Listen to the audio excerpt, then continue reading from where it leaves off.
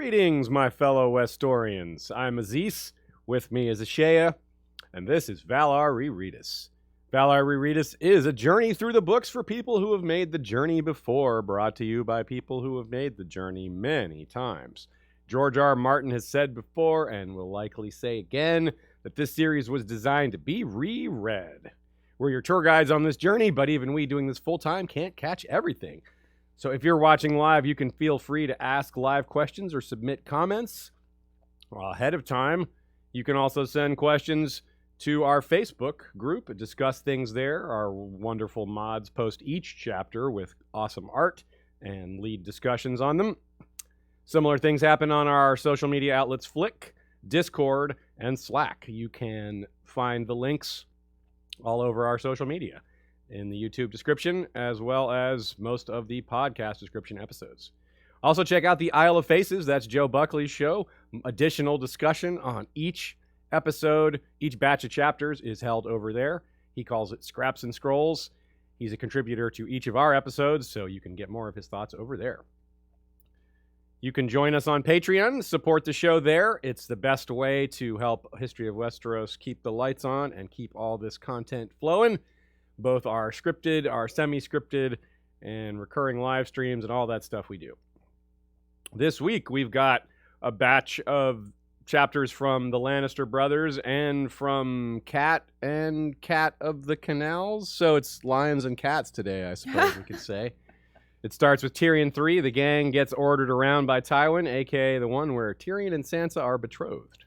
Catelyn 3. The one with the dead prisoners, a.k.a. Karstark loses his head. Jaime 3, Everybody Wants Jaime, a.k.a. the Kingslayer's last hand. And Arya 4, the one with the ghost of Highheart, a.k.a. the gang tours the Riverlands. Tyrion's chapter is the longest today. In fact, it's the fourth longest of the 82 chapters in this book. The second longest is Daenerys 2, which is the first chapter we're going to do next week. And that, folks, is why we're doing 4 chapters this week instead of 5. Because we didn't want the second and fourth longest chapters in the same episode. For sake of completion, the third longest chapter in the book is Daenerys 4, which is the one where she conquers Yunkai and meets Daario amidst more tales of Rhaegar via Arstan Whitebeard Selmy. We'll get to that one at the end of week 9. The longest chapter in A Storm of Swords is Tyrion 8, The Purple Wedding. And we'll get to that one in, fittingly, lucky number week 13. Today's chapters are grouped very close together geographically. We do spend most of this book, probably about 60 to 70%. I haven't actually done the math, so I'm guesstimating. Between the areas of Riverlands and King's Landing, give or take a little bit of north and south. And those are pretty close to each other on the map, so it's not too unusual. If you were to draw a circle around today's characters on the map, it wouldn't be very large, from Riverend to King's Landing. All right, let's go. Tyrion 3. The gang gets ordered around by Tywin, a.k.a. the one where Tyrion and Sansa are betrothed. Sansa, of course, is not informed of this yet. She doesn't find out until the ceremony is about to begin, but she's already been measured for her dress. And that's a big tell with regards to how Tywin is running things. Tyrion pointed out that Tywin often feeds the lords at council, lets them, rather, speak and argue, but doesn't really listen to them. He just lets them feel heard, basically. That applies to Tyrion himself in this scene. It's been decided that he'll be master of coin and that he'll marry Sansa well in advance of this meeting. And Tywin has essentially decided that he's in charge of it all. Joffrey's the king, but he's not in charge. You don't need the crown for that, and Tywin has plenty of bling to make up for it anyway. The chapter begins with Tyrion fixated on something he's been fixated on for quite a while. Lord Tywin's chain of hands made a golden glitter against the deep wine velvet of his tunic. Anyone watching live would see me pour a little water on myself there. Just a little. So deep wine velvet, that's a subtle but powerful reference to the meaning behind the color purple in European and Mediterranean history. Purple was the color of royalty in that part of the ancient world because you had to be crazy rich to afford it, like kingly rich. If you recall the excellent but too short TV show Rome on HBO, you may recall a scene where Julius Caesar is deciding what to wear, and he's concerned that the color he's chosen is too purple. It's It's basically for his victory parade. He's just won the civil war against Pompey the Great, so he's not trying to come off as a king. You know how those Romans were very careful about not coming off as a king. Tywin, not so careful. But Nina points out that the historical name for this imperial color is Tyrion purple, after the city of Tyre, which we've talked about before. It's certainly the influence for the city of Tyrosh. There's that TYR again. Tyrosh also has the same type of ability to color things, and it's the same mechanism too. They have snails that emit a certain different colors depending on what they're fed. This is a real world thing. And it's funny that it's Tyrion purple, maybe the way it's pronounced, which of course fits in nicely with the very common TY suffix or prefix rather, for Lannister names. Purple also probably why George gave the purple eyes to the Targaryens, because of this royalty thing, but maybe not. Maybe just because it looks cool and fantasy-like. Anyway, it's the same concept here, but George is subtle about it by choosing the color deep wine, because he's not flat out calling it purple. It's purplish, or at least he's alluding to it. And like I said, Tywin is acting like a king here, and it's a council meeting with many powerful lords present. But other than them getting rewards, which there are ample rewards and benefits given out during this session, do any of them actually make decisions? I don't think they do. I don't think a single piece of advice or strategy is given that Tywin accepts. Maybe there's some that he had already decided and they simply suggested something he was already going to do, that he had reached the same conclusion. That's about as close as it gets, as far as I can tell. Hence me giving this chapter the name I did. Maybe I should have just called it Tywin Plays King. Would have been a little shorter to say that. But this chapter, despite what we said about it being the fourth longest of the book, it entirely takes place in one room, and it's entirely discussion. Easy to miss because so much happens. Well, so much is discussed. A man as powerful as Tywin delivering a slew of decisions and commands, well, that causes a lot to happen. I mean, he is really powerful, and he is really in charge, and he is running things. I mean, he's running the show. So discussed are the war, some political appointments, alliances. Almost every region is accounted for. Then they distribute some lands and awards, and then they talk about the wedding. And finally, with Joff's wedding discussed and secure, or so they think anyway, more Lannister marriages are to be planned afterwards.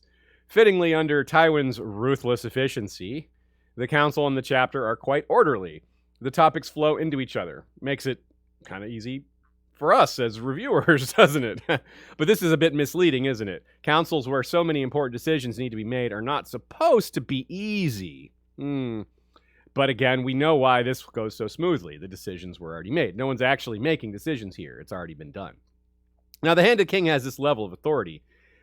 I'm not complaining that Tywin is so in charge here. You know, we've complained a lot about Tywin in general, but this is his job, right? Even Jon Arryn or Ned Stark would make a lot of the same decisions here. Certainly not all of them. Certainly there are some of the major exceptions, like, oh, I don't know, break their knees with hammers. I don't think Ned or Jon Arryn would do that. And it shows Tywin's casual ruthlessness. But Ned and Jon Arryn both would have punished those deserters fairly harshly, but probably just straight up execution, actually more likely sending them to the wall, which is a big part of this chapter too, the way Tywin handles that. It's wild to me that men would try to undesert from the Gold Cloaks, though. Even military from, every military from any era I've ever heard of, whether it's modern, whether it's super ancient, they're very unforgiving when it comes to desertion. Whether it's fiction, fantasy, reality of any timeline, it's pretty much always this way.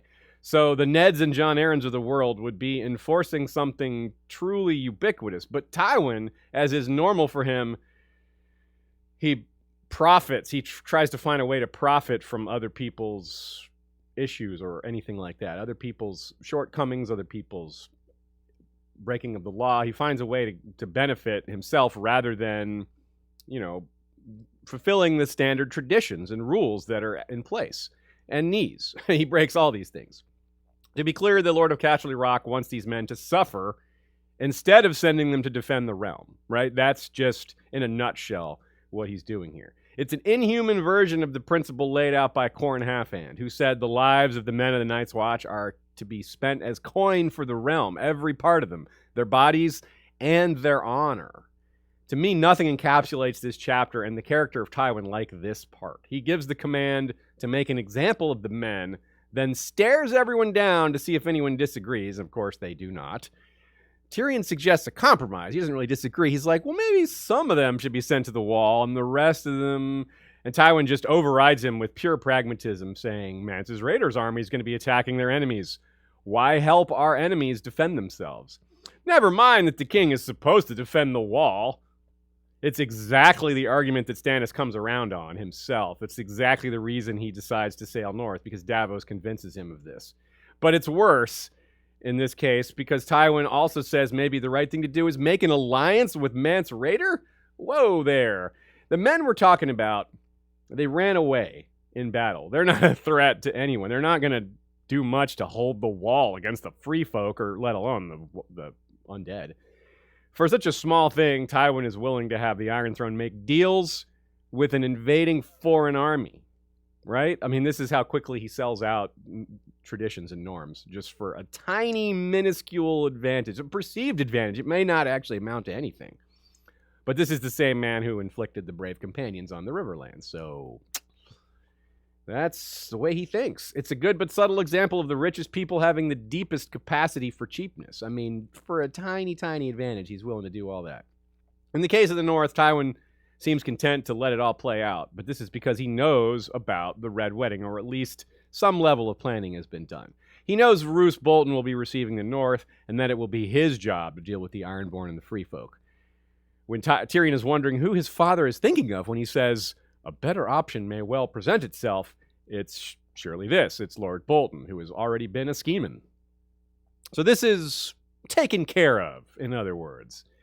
As for the Vale, Tyrion is ready for revenge and wants an army to sort them out. For once, I agree with Mace Tyrell when he says Tyrion would be overmatched in assaulting the Bloody Gate and beyond. But Tywin stops Mace and Tyrion from arguing with the Littlefinger reveal, which, of course, he knows about already, too. So that's also taken care of. Littlefinger's going to head to the Vale and marry Lysa. Simple as that, right? Now, this results in Tyrion being made Master of Coin. Rather, it has already been decided, as usual. It's a nasty act of sabotage. A lot of people were wondering why exactly Littlefinger stuck Tyrion with this job and why he thought this would be a good move to further his goals. And yeah, that is an interesting question. The position of Master Coin is prestigious.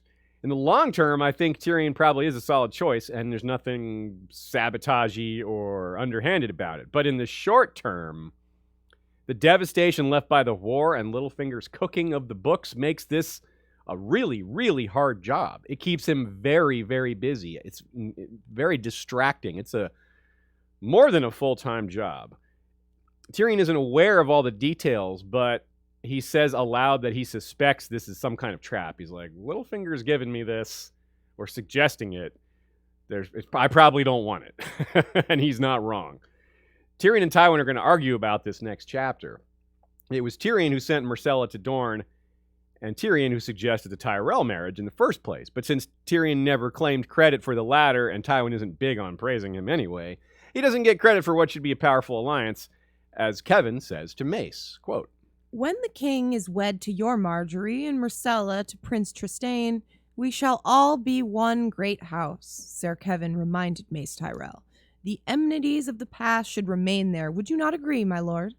Of course the Lannisters would want the enmities of the past with House Martell to be forgotten. Of course, this benefits them most of all. They're the ones that have built up the most enmities. I just listed off quite a few that Tywin has impressed on the realm, and there's more to come. So this is an extremely self-serving argument, though it is true in general. I mean, I don't disagree with Kevin that, yeah, you should probably set aside old grievances, but it's hard to miss how self-serving that is.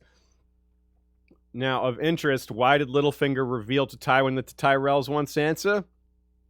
Well, perhaps so they won't suspect that he's the one that steals her away later. This way, Tywin might think it was the Tyrells or somebody else.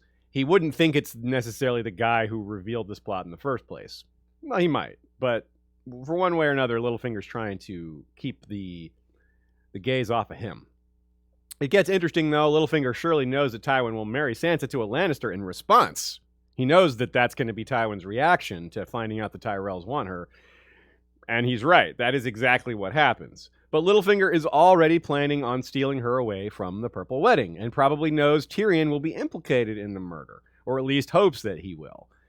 Knowing Littlefinger as we do, this will probably be sweet revenge for him. He doesn't like Tyrion after the deception over the royal marriage offers back in the Clash of Kings. Remember his old 1-2-3 scheme with Pycelle and Littlefinger and Varys?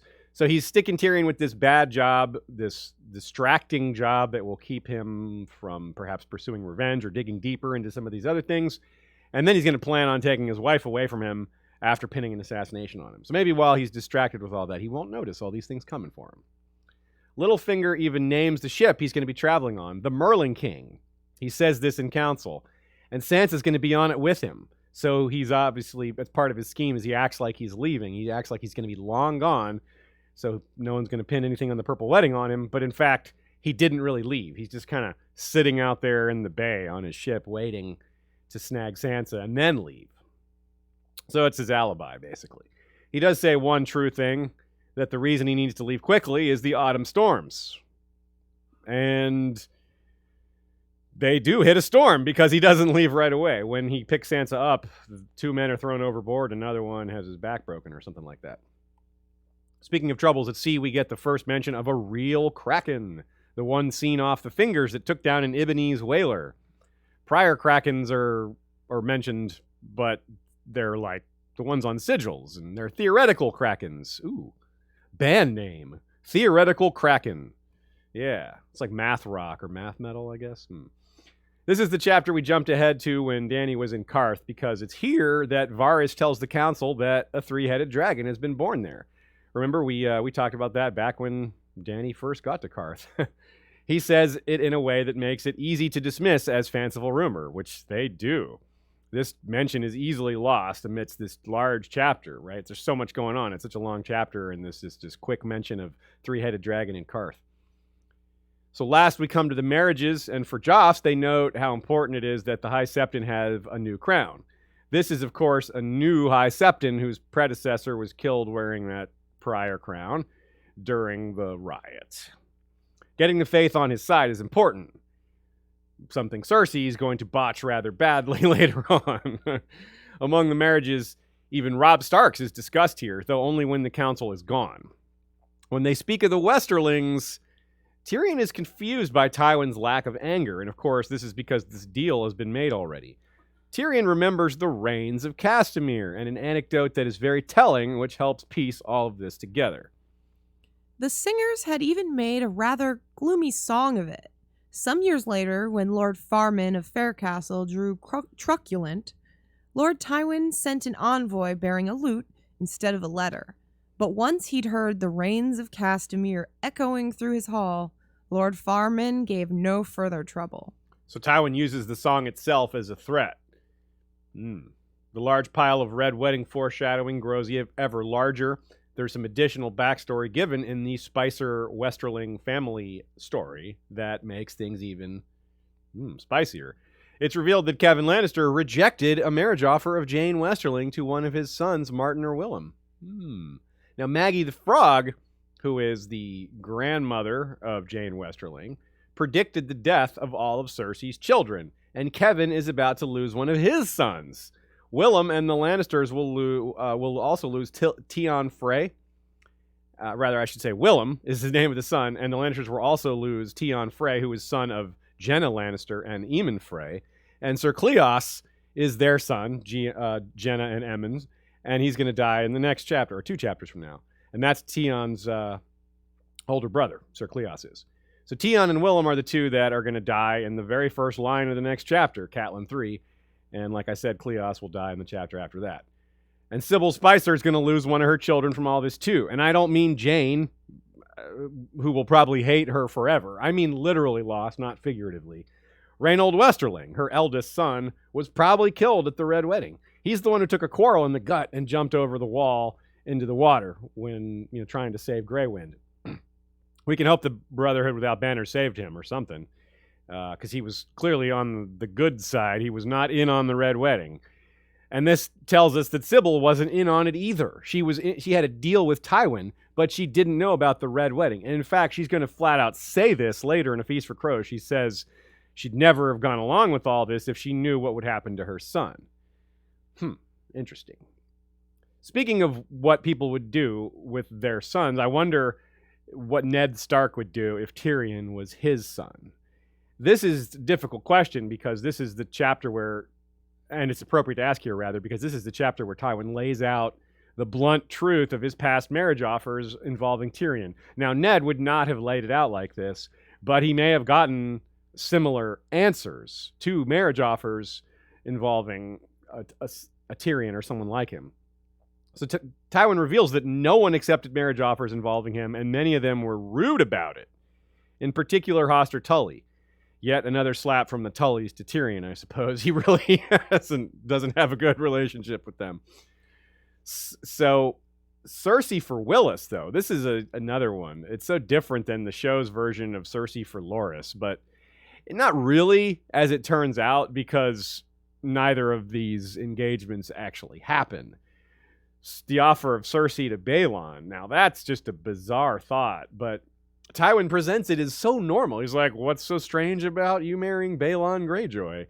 It's an incredibly callous thing to do on top of the strangeness of it, considering Cersei had to be married to Robert. She, had a pretty awful time of that. But I guess for Tywin, it's not really that incredible for him to say something like this or do something like this. He demands his family make marriages for the good of the house. That's kind of his method of operation here, his modus operandi. This is, of course, yet more hypocrisy on his part, though.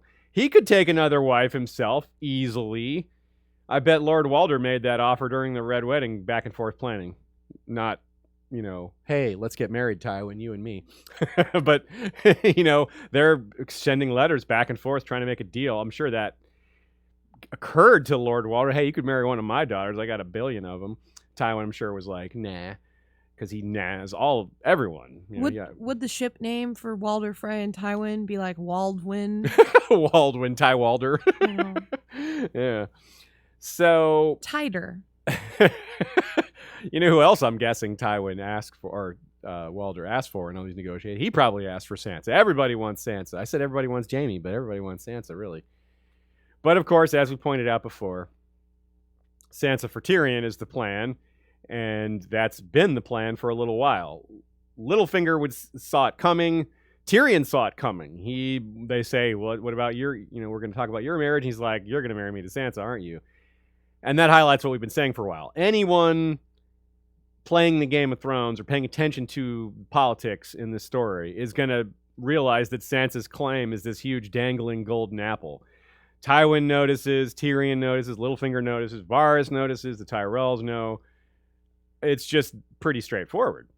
Tywin has unmarried male family. There you go. It really is that simple and that obvious to a large percentage of the nobility in court. To people paying attention, it's very straightforward. Which is why Littlefinger essentially planned for it in advance. Him telling on the Tyrells sped up the process of marrying Sansa off. It didn't launch it, right? It just moved it up on the list of priorities. It was going to happen regardless of what Littlefinger did. He just meddled to change the timing. Am I curious what Varys thinks here, though? Yes, very. What does he think of Sansa and her claim? We know he's aware of it. We know clearly he's super on top of such things. But he's watching all this play out. It's clear. It seems clear enough what he thought of Tywin. Meaning Varys. There's solid evidence he expected Tyrion would kill Tywin when that comes later with the crossbow. And if that didn't happen, well, Varys would probably just kill Tywin on his own. There's no reason I can think of why Varys wouldn't simply assassinate Tywin when the time came. Right? That seems to be his modus operandi. Now consider our discussion on Jon and Mance Rayder. How killing Mance would cause the Free Folk army to fall apart because he's such an important leader. This scene is roughly the equivalent. It perhaps demonstrates more than anything Tywin's effectiveness and importance to the Lannister cause. There's not someone ready to step up and take his job.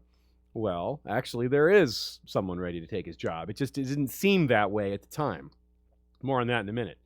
Even if you ignore morality, which is the main problem with Tywin, I've criticized him as a military leader too. I think he's kind of mediocre there. He's a terrible parent. He's an awful example for others, but he's quite effective here. I mean, he's a terrible human being. Great character. And the pragmatic quality of his strategy here is evident. But there's a huge flaw in it. He's the only one capable of managing the strategy he's laid out. If he's gone, they're left with a plan that requires someone like him to run things, and there isn't someone else like that. There isn't someone else that everyone's afraid of, that's got this ruthlessness, that's got this reputation. Someone who can intimidate vassals with a bard. They won't have that when he's gone. So at this point, Tywin is likely thinking Joffrey is going to succeed him in charge in a couple of years when he reaches his age of majority. Tywin certainly doesn't expect that one, let alone both of them, will be dead soon. Because of Tywin, the Lannisters have more power than ever, but more enemies than ever. It's a lot like the very same financial illusions we alluded to with Littlefinger's shenanigans. Tywin will, next chapter, say, "Crown incomes have never been higher." And Tyrion will retort with, "Crown debts have never been higher. We can't spend these extra income. We have to pay off the debt. Our expenses are as large as our incomes." So Tywin's been vicious to the realm in enforcing his will, and the realm will be vicious unto his family in return. Only his ruthlessness keeps that from happening. He's just too formidable. It's hard to collect a blood debt from a man who's literally the richest on the continent, runs the Iron Throne, and has men like Gregor Clegane at the ready. And Gregor is part of the point here, though, as one of the biggest blood debts Tywin has ever incurred over the years is the one owed to House Martell. So Tywin is effectively a king and has a lot in common with a mob boss, right? He's overly concerned with pride and power and wealth and respect, openly about honor and loyalty, but not really. Actually, he's extremely ruthless and pragmatic and bloody and greedy and hypocritical. When Tywin is whacked, men like Jon Connington and Stannis see it as a game changer. Varys too, of course, and Littlefinger. And of course, that's when there's a twist. When Kevin is in charge, it actually goes surprisingly well. I think a lot of people were surprised by that, both characters in world and readers. But he doesn't rule like Tywin. He doesn't step up and just take Tywin's place and do the things Tywin was doing. He rules very much the opposite way of Tywin. That's part of the surprise, because Kevin is Tywin's right-hand man for so long. I think it's that he realizes a lot of the things that we're saying here. He's not in a position to push everyone around like his brother. He's not that ruthless. He's not that scary. People aren't as afraid of Kevin Lannister. But still, Kevin was doing such a good job that Varys kills him and says, basically, in essence, "I'm killing you because you're doing a good job." And this is going to put Cersei back in charge. And she makes my young king look incredible by comparison. My young king being Aegon VI, Varys' young king, of course. So had Tywin ruled the way Kevin did from the start, I suspect he might have had better results. If not in the short term, certainly the long term. Because Kevin shows us at least a glimpse of how things would have gone with a much nicer but still effective ruler. And it's interesting to consider how it went. Cersei is the most powerful Lannister in King's Landing at the start. Then Tyrion when he's acting hand, right? Then Tywin, right now, basically what we're living in. Then Kevin, and then as we've just outlined, it goes back to Cersei, thanks to Varys' meddling. Yeah. Some thoughts from Joe. Can there be any greater contrast than the battle of the Fist of the First Men and the Small Council of King's Landing? I think George chooses to follow Sam's chapter with Tyrion specifically to place how trivial and pointless all this squabbling is when there's a horde of dead ice things coming toward them. But of course, this chapter will slowly move from a chattering council to an intensely personal decision that is made for Tyrion. Thus, George always wins us back. Yeah, it is a huge thing, and it's served extra by how long the chapter is, how much is happening. You really just get into it, and it's easy to forget, like Joe says, about all that stuff in the North, but only for a minute. Then you're like, oh, wait. The North, holy crap. Especially because they talk about it in this chapter. Just to get across the point that this is kind of new water new ground for everyone. We have this near comical scramble for chairs. We sort of got a version of this on the TV show. Yeah, exactly. I was just thinking about that. Tyrion's squeaky chair and all that. Yeah, it's pretty funny. We get a different one later in the show too. I think they did two versions of it, if I remember correctly. And so this is, I think, where the inspiration for that came from in this scene, which is, of course, this is a much larger group of people sitting at a much, much larger table. But that's normal, the TV version having fewer people. So this is a newly constructed government. So it makes sense that people would be jockeying for position. In this case, it's quite literal. They're jockeying for position. And there's some symbolism there, but also in general, but also just about the fact that Tywin and Tyrion are on opposite sides of the table, which is a bit of a theme for this book, certainly for this part of the book, if not more of it. It's also important to note this is kind of a re-release for Tyrion. It's like his coming back out party. He's been sort of behind closed doors, recovering and all that since the Blackwater. And this is the first time he's seeing how everyone reacts to his face, like in a group, like lots of people staring at his scar, and just he's feeling discomfort for how unrecognized he went for his achievements and all that. So when you combine all that with just mix all that together, and Tyrion is just rather bitter. A rather bitter chap, as Joe puts it. That's how you know Joe wrote it, because Americans don't say a rather bitter chap.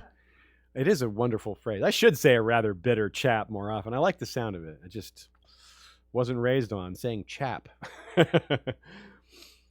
So Joe also points out that Varys is in full Lannister mode here, needing to endear himself all over again. He sees how powerful they are, sees which way the wind is blowing. Tywin is in charge. If he wants to kill Tywin, which we said he surely can if he wants to.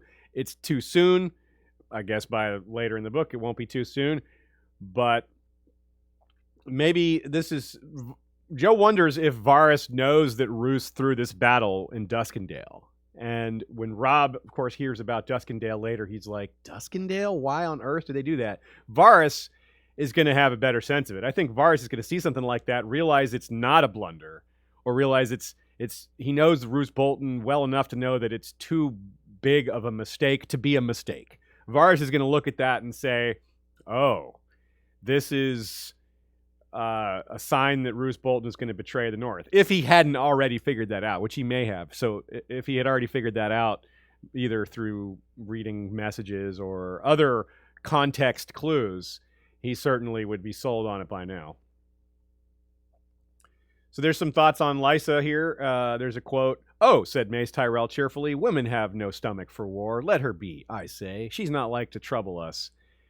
Now, I bet that's not a great thing for Cersei to hear, and Cersei not liking the Tyrells, that's not going to help. But think about all the women who do have stomach for war, like the Sand Snakes and Arianne Martell and Daenerys and, of course, Lady Stoneheart and Lysa's sister soon enough. So you're not so accurate there, Mace Tyrell. The Tyrells make a huge leap in terms of power in the Reach, which is quite an accomplishment when you are already liege lords. They're already the top house in the Reach.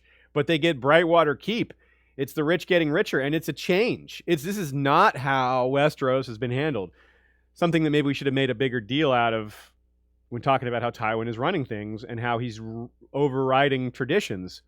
Not just is he overriding traditions, he's allowing things like this to happen. This is not normal. You don't... In the past, under the Targaryen regime, you would not have houses collecting multiple castles like this.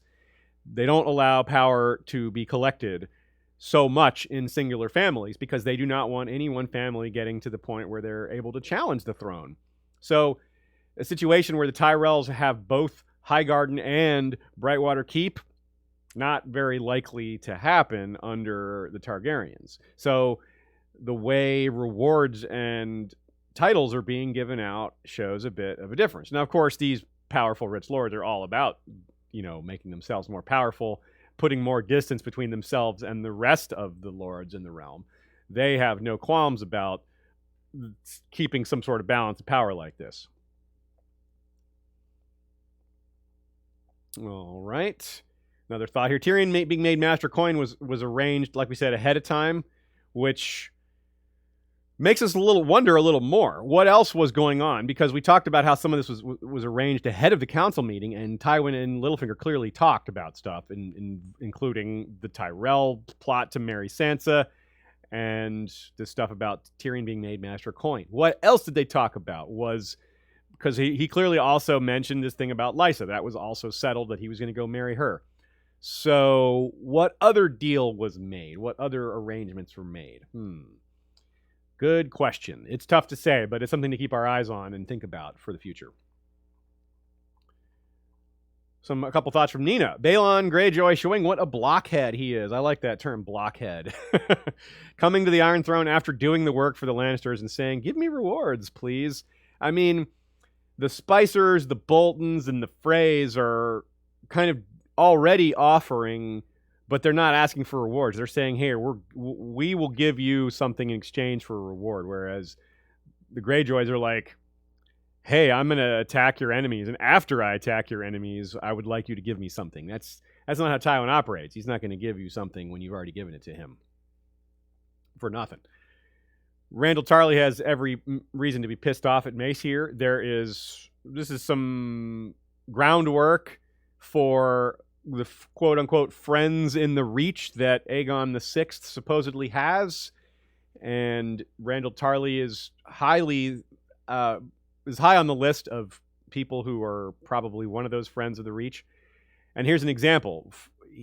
Not only has he spent the better part of 2 decades listening to Mace claim credit for Ashford, which was his victory, really, against Robert at Robert's Rebellion, but Randall probably expected Brightwater Keep, or at least thought that he had a good chance to get it, because his wife is Melissa Florent, and she is the most senior Florent after Lord Alliser, because Alliser, that's her daughter, and Alliser is the one that just gave up Brightwater Keep by being hand to the king for Stannis. He's the one we're going to see in jail with Davos next week.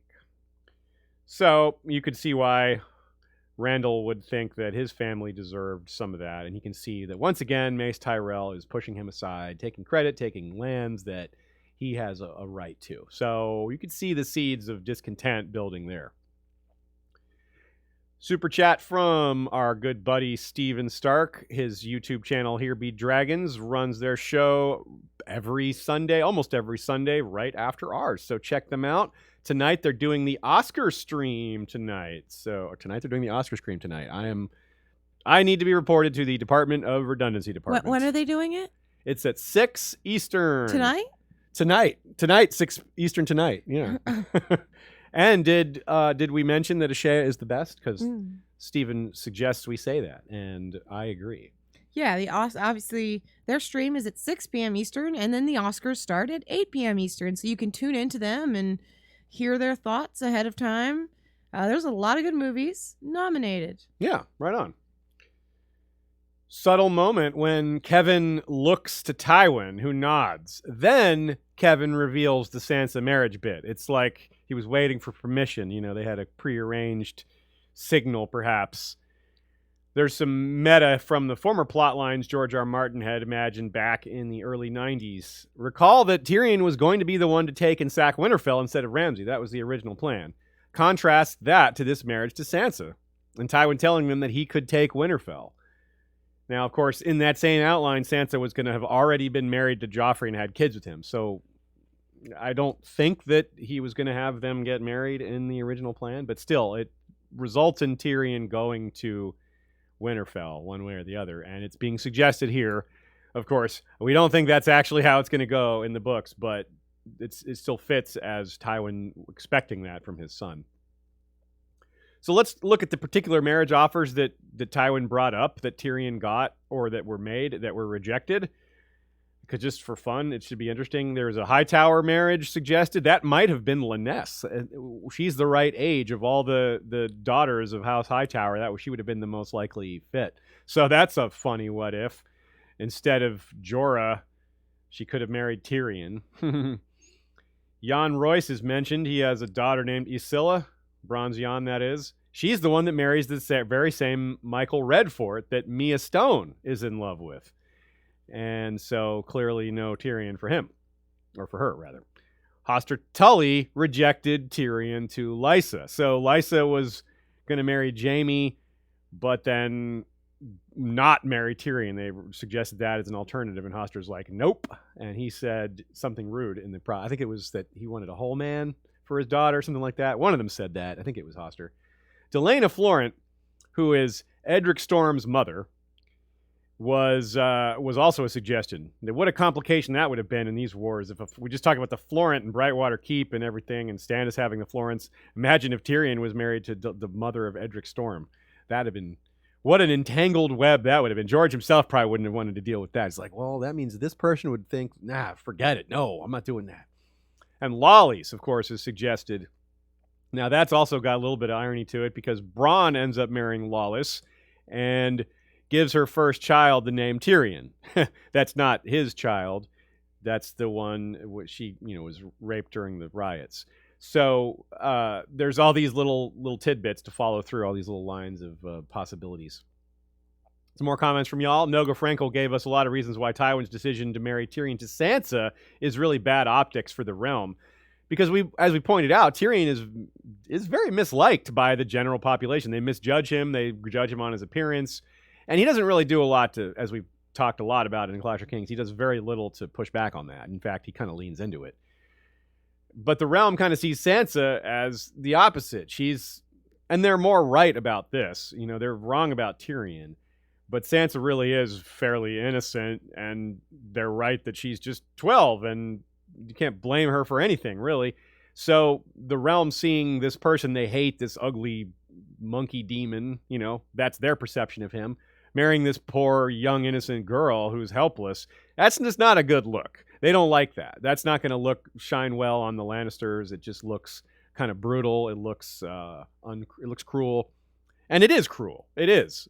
So even though Tyrion's not nearly as bad, not even close to as bad as people think he is, and, well, we'll get more into it when this actually happens. But, yeah, it looks really bad. And it gives you an idea of how Tywin sees things. Because Tywin, he's in one of the many forms his hypocrisy takes is acting like he doesn't care what people think. Well, he does care what people think. It's just he doesn't care certain things. He doesn't care if they call him cruel. He doesn't care if they call him heartless or ruthless. In fact, ruthless he might take as a compliment.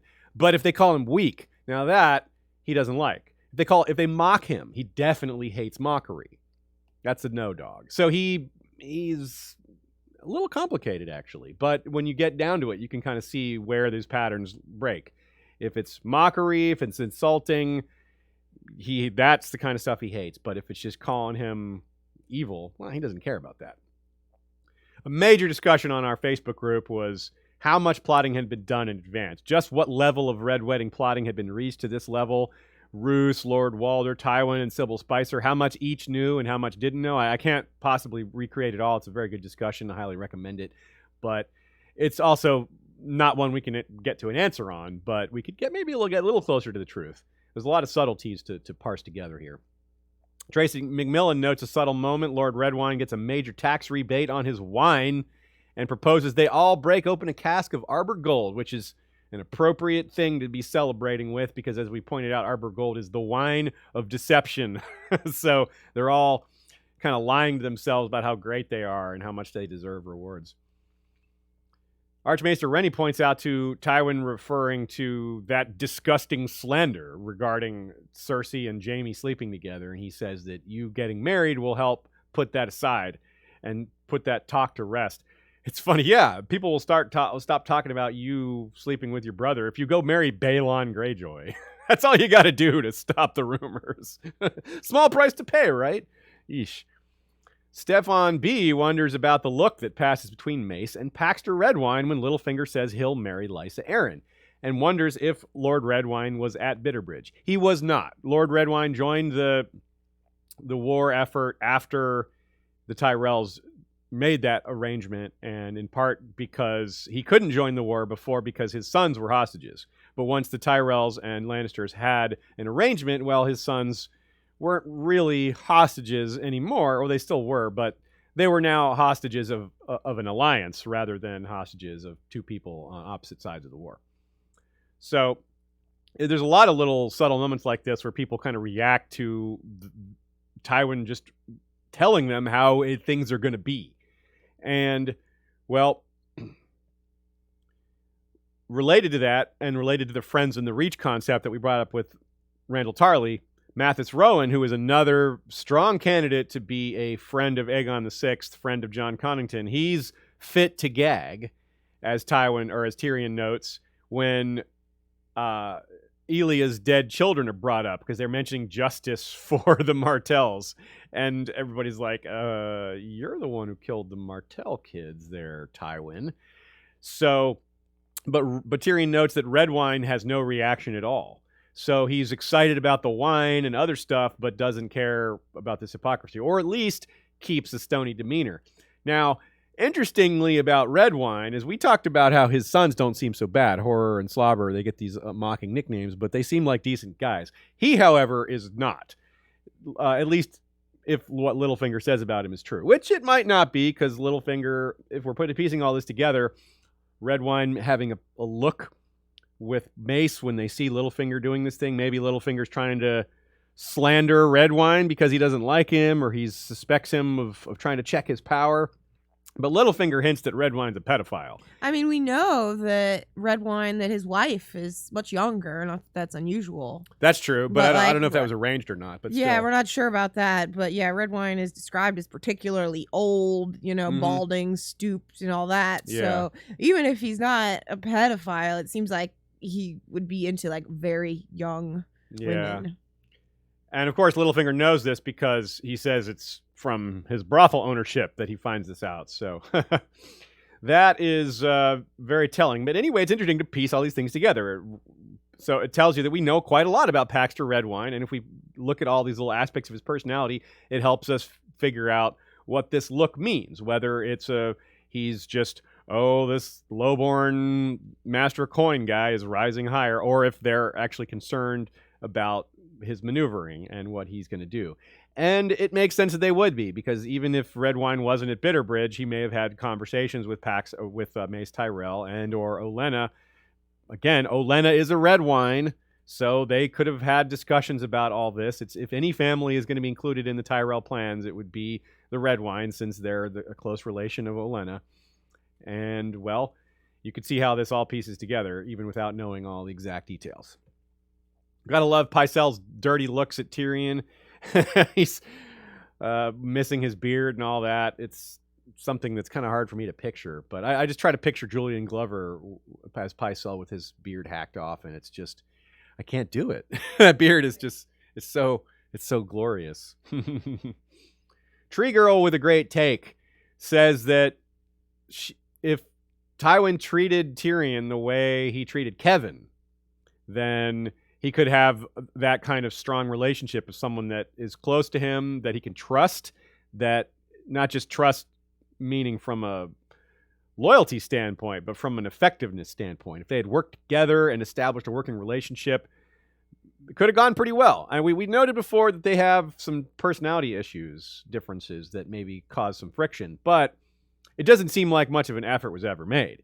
And yeah, I mean, to be fair, Tywin and Kevin grew up together. It's different than father-son, but still, you can see a path that probably would have worked better. Certainly couldn't have been worse. Super chat from D-Cell. Thank you for that. Appreciate it. And that's it for the beefy, long Tyrion 3 chapter. We knew this would take up a big chunk of the episode, and it did, in fact, take up about 50 minutes. Not bad, not bad. And it's time to move on. Catelyn 3. The one with the dead prisoners, a.k.a. Karstark loses his head. Quote. I was not ready at all. They carried the corpses in upon their shoulders and laid them beneath the dais. My tone of voice was perfect for such a dark thing. Really, that is quite a first sentence, too, because on reread, you know who they're talking about.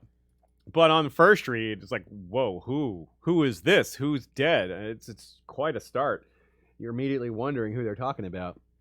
The toll of war on the warrior can be great.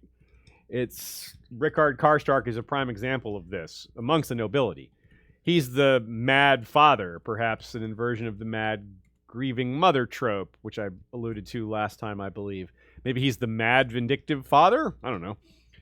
George R. Martin seems to like making proto versions of characters, like how Stannis is proto Dany. I mean, Dragonstone tries to win the throne, but then heads north to fight the others instead. Usurped by a younger member of their family, things like that. Lots of parallels. Beric is kind of like proto Bloodraven, with his sitting in a weirwood throne and sort of being half undead and having one eye and a black cloak, all that stuff. Lord Leicester here in Arya 4, 2 chapters from now, is kind of like Eustace Osgrey from The Sworn Sword. We'll talk about a little bit more of that when we get there. And here, so let me give you a quote to lead us into where this is going. When Jon Snow tells Rickard Karstark's daughter, Alice Karstark, "Lord Karstark slew 2 prisoners, my lady, unarmed boys, squires, in a cell." The girl did not seem surprised. My father never bellowed like the great John, but he was no less dangerous in his wrath. So the character we should be most comparing to Rickard Karstark is Lady Stoneheart. He is the proto Stoneheart. Revenge is first and foremost in his mind. Stoneheart bellows even less than Rickard Karstark, who doesn't bellow as loud as Greatjon. In fact, she doesn't bellow at all. But she's even more dangerous in her rove. Let's go to the details here. He kills some of Edmure's guards and acts as if it's not murder because any man who steps between a father and his vengeance asks for death. I mean, that's a very loose interpretation of a rule that isn't even a rule. But it's this Aegon the Unworthiest declaration he makes shortly before his death that really shows how deep Lord Rickard's combination of grief, need for revenge, and entitlement ran. He gives the hand of his daughter, as in the one child of his not dead or captured, to any person, not just among his men, who kills Jaime Lannister. No better example of how awful Karstark's decree is comes when we learn that Vargo Hoat himself is like, "Oh, I'm in. I want to claim that reward." I mean, you're inspiring Vargo Hoats and of the world. So instead, to forestall that, Lord Bolton offers Vargo Harrenhal. That is what we find out the big part of the reasoning is for that offer. Meanwhile, what was Karstark thinking? Well, I don't suppose he was thinking much at all. But what did he expect Robb would do to him for this? Perhaps he really did expect to be left alive. That's what he says. He says Robb's only going to scold him.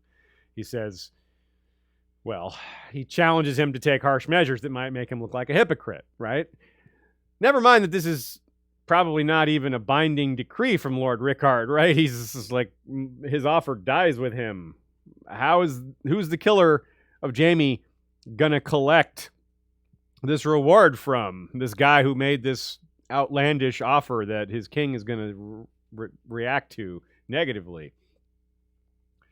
But so Robb's in a position where he doesn't want to be a hypocrite, but it's worse for him to look dishonorable and to go against his own pride. So hypocrisy is the lesser of 2 evils for Robb.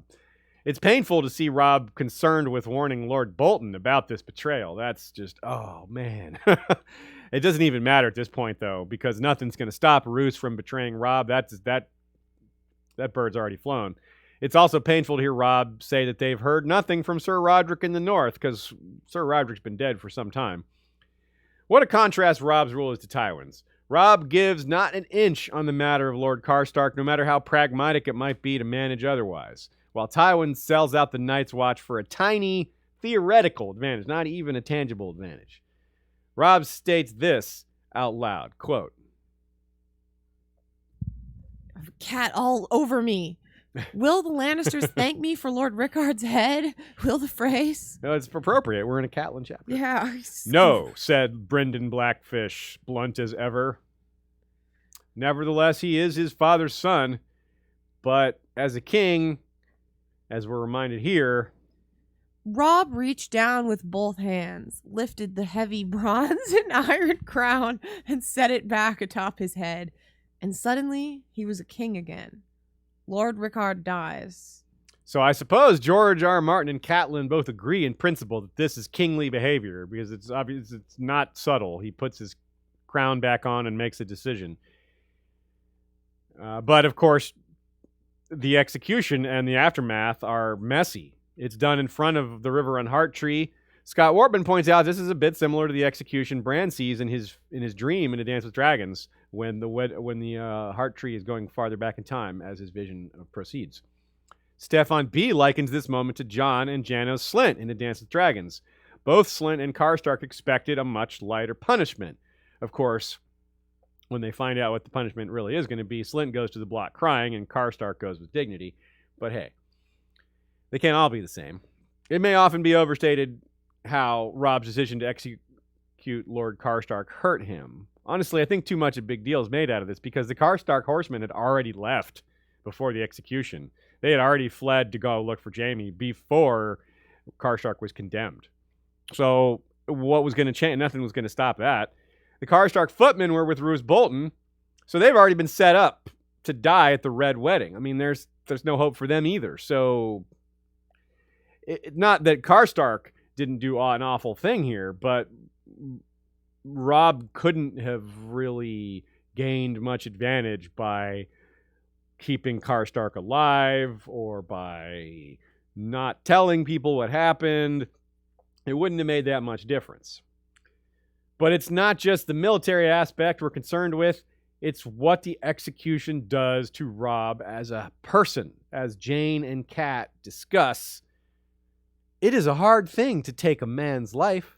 I know. I told him he should use a headsman. When Lord Tywin sends a man to die, all he does is give the command. It's easier that way, don't you think? Yes, said Catelyn, but my lord husband taught his sons that killing should never be easy. And that really gets to the heart of it, right? We were just talking about how Tywin is just doing the easier way. All he does is give the command. It's easier that way, don't you think? What a poignant statement on Tywin's ruling style versus Robb's ruling style. And taking the easy way out versus being a responsible ruler and upholding traditions and norms and things that you don't want to fall apart. You want to keep these societal things in place because they have value. You don't want them to fall apart because, well, then you have chaos and people not being able to trust each other, people killing each other at dinner, things like that. People not being able to trust in things like guest right, which, of course, is the biggest societal norm that Tywin is going to shatter in a little while. And Tywin also casually breaks men's knees with hammers, knowing they'll starve. I mean, there's just so many other examples. I don't even need to give more. Y'all are quite aware of this concept now. So I'll say again how much this chapter and Tyrion 3 highlight the massive differences in ruling style. While Robb's aunt won't even let him pass his army through her lands, Sybil Spicer, Walder Frey, and Roose Bolton are basically offering incredible betrayals. They're saying, hey, I'll betray these guys for you. Catelyn has understandable fear for Sansa throughout all this. She's worried they'll retaliate for Willem and Tion, but that's fear speaking. Again, her claim is too valuable for that. Sansa is quite, quote-unquote, safe in that regard. They're not going to kill her. She's not safe in other ways, but because of her claim, they're not going to kill her. Now, in Kat's next chapter, which is actually a good while from now, 15 chapters from now, she's going to find out about the wedding of Tyrion and Sansa. So Kat and Jane have their scene together. Let's talk about that. Quote, "Sometimes," Catelyn said slowly, "the best thing you can do is nothing. When I first came to Winterfell, I was hurt whenever Ned went to the Godswood to sit beneath his heart tree. Part of his soul was in that tree, I knew, a part that I would never share. Yet, without that part, I soon realized he would not have been Ned. Jane, child, you have wed the North, as I did, and in the North, the winters will come." part of his soul, eh? That's interesting. I really wonder about that. The mystical side of things with the way George loves to play with language, words, phrases like that just make you go, wait a minute. Part of his soul, is that literal? Or is that both literal and figurative? Yeah, I think it is both, because the Starks are definitely, their soul, so to speak, whatever that means in this context, it seems to be part of that heart tree. If not the entire Weirwood network. Probably just that heart tree. Well, that's really getting deep into it. So Jane wants sons and suggests Eddard and Brandon with similar names that Sansa suggested. She suggested Eddard, Brandon, and Rickon. So, interesting. That's cool. She also describes the posset her mother is feeding her, the one that is supposedly a fertility brew, but it's actually the complete opposite. And interestingly, too, to compare Sansa and Jane a little more, Sansa thinks that she's going to teach her sons to hate Lannisters. I'm thinking Jane Westerling, if she has sons, is going to hate them as well, and that may pass down to her kids.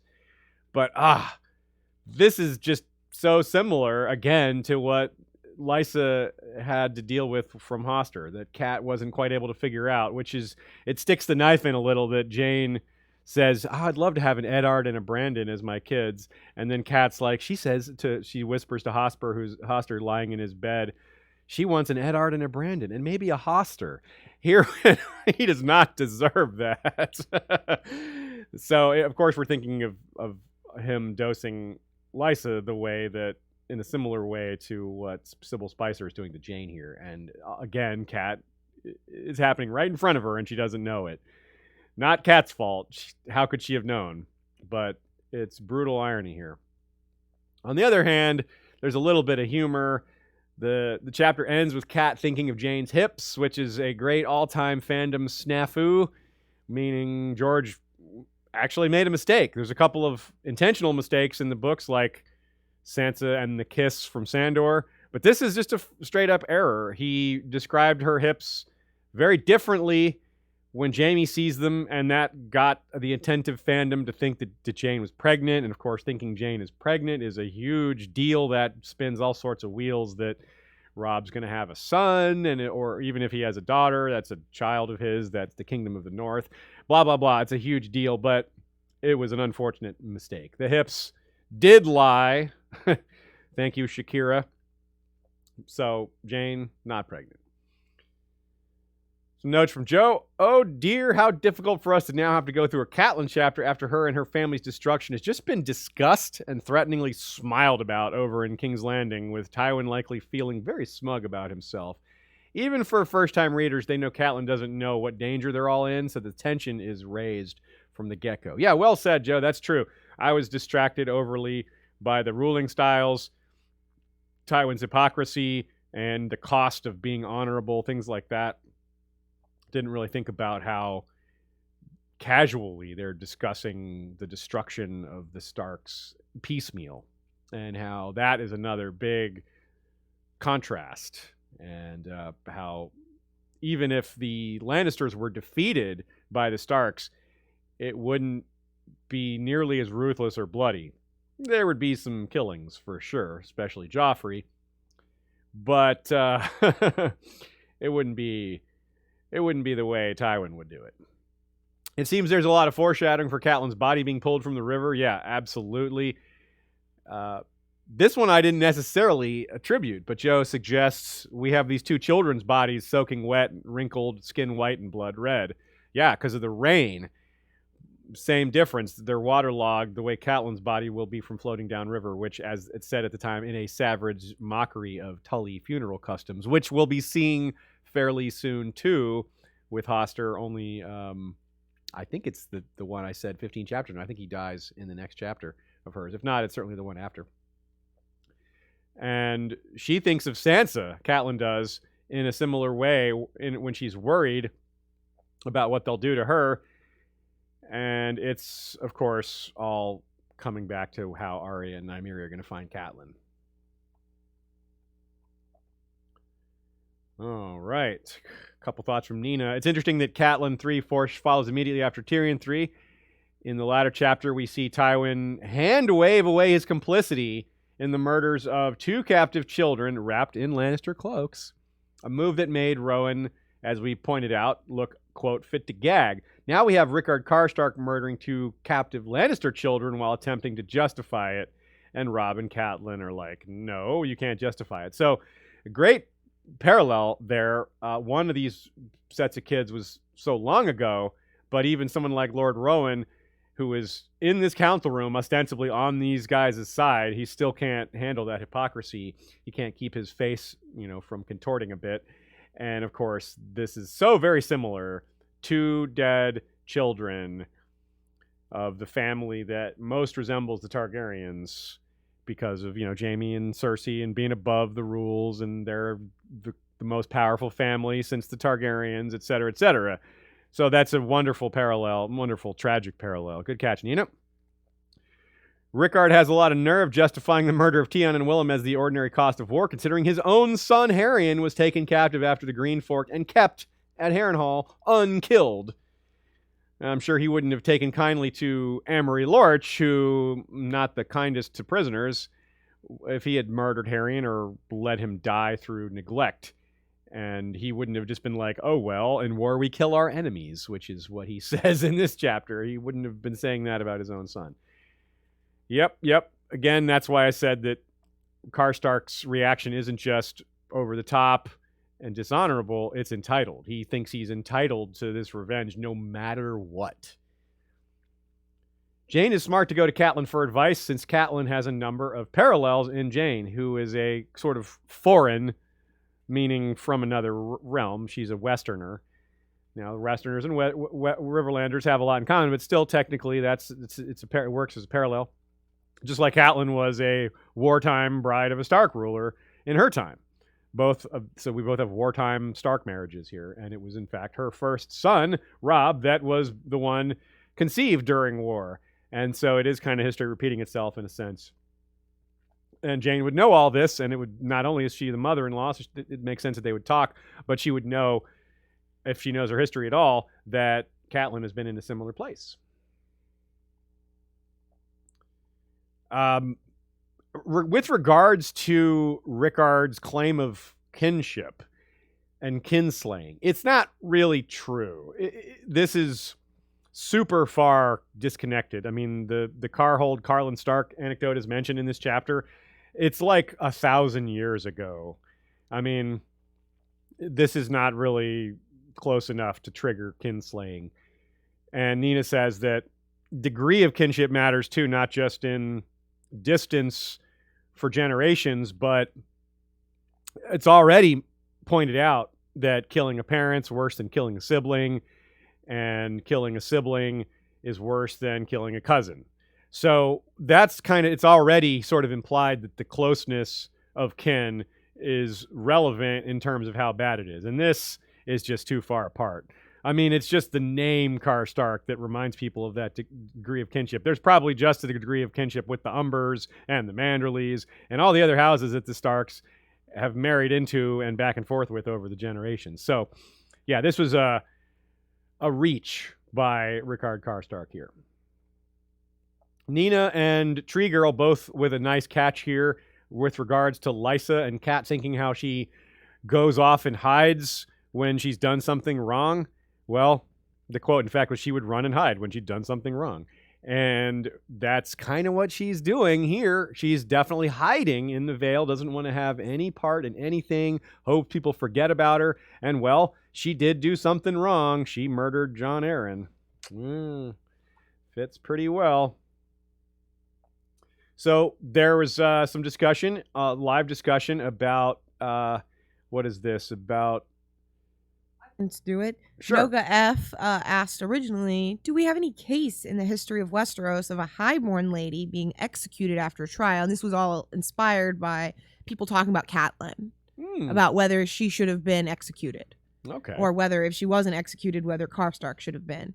And so, for example, the only thing I could really think of that was remotely close was someone like Alice Haraway, one of Maegor's brides, who didn't have a trial but was deemed as guilty and so killed. But really, we couldn't think of anyone. And so Noga F continued and said, killing a noblewoman is an act of a madman. It is never a normal punishment, which is interesting. We couldn't think of any. That's a very good point. Yeah, that's really true. Like executing treasonous lords, you see that every once in a while. I could think of another one, like with our recent House Blackwood episode. We talked about Agnes Blackwood being executed by Harwin Hardhand. Can't believe I didn't think of that one when we just did that episode. But that was also kind of unusual, and that's Ironborn law, not Seven Kingdoms law. Yeah, really. true. So the good call, and another example comes to mind outside of Westeros, which is she has a Westerosi parallel, and we wonder what happened to her, Lady Mad Danelle Lawston, right? In Westeros, she was set down because she quote unquote turned to the black arts. We don't know what happened to her, whether they executed her or not. She was just removed from her lordship of Harrenhal, but what did they do to her? Did they just send her to the Silent Sisters, or did they actually execute her? Well, the real world parallel to her was Lady Elizabeth Bathory, who murdered something like 600 peasants via torture and all sorts of bloody ways. They convicted her, or basically put her on trial, and it was impossible to say she was not guilty. But they didn't really do it. They just basically just put her in house arrest for the rest of her life. Just let her live in her castle and just with restrictions. So even she wasn't put to death.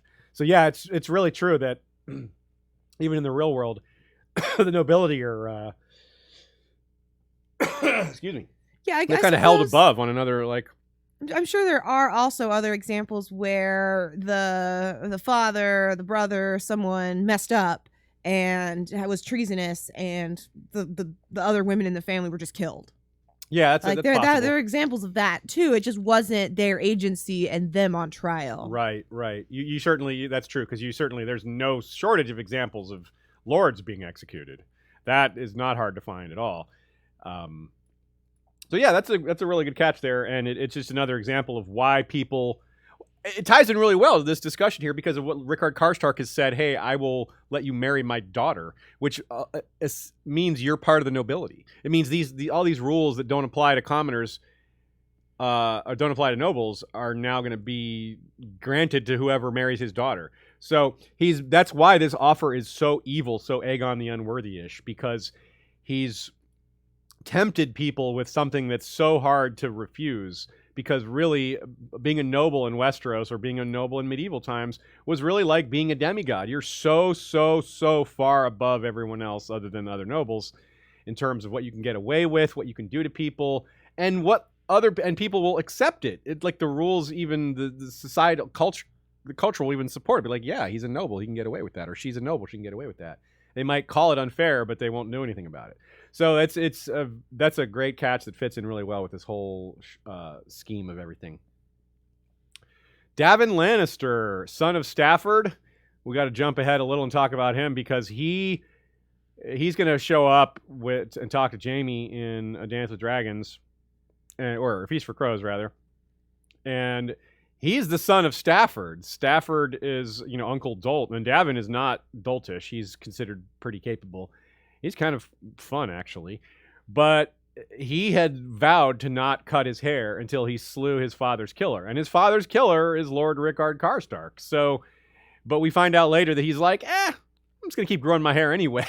He decided he liked having just crazy, long, big lion hair mane thing. So, why not? Now, strange coincidence. I don't think this is intentional on George's part, but it's several things that line up. I can't imagine why it matters, but both the number of Karstark men who flee, the horsemen, and the number of Oberyn's party headed up from Dorne in a few chapters are 300. And they both have similar sigils, right? The Karstark sigil is a sun, and the Martell sigil is a sun and spear. And they're all after Lannisters. Both the Martells and the Karstarks really, really want to kill Lannisters. So, I don't think that's an intentional parallel, but it sure does line up well. Stefan B points out the Brynden Blackfish jumps in with the line, until we can bring the murdered dead back to life, when they're arguing about keeping Rickard Karstark's murders secret. Well, isn't that poignant, because Brynden is probably going to meet Lady Stoneheart. He may have already met her off page. We may see the evidence of that in the prologue of The Winds of Winter. And because, as we know, Brynden escaped from the siege of Riverrun, and Lady Stoneheart is in the general region, so she is indeed the murdered dead brought back to life. And of course, Beric Dondarrion is the one who's going to pass that life force on to her, and he has been brought back to life several times already. And, well, we're going to be meeting him up close in person pretty soon.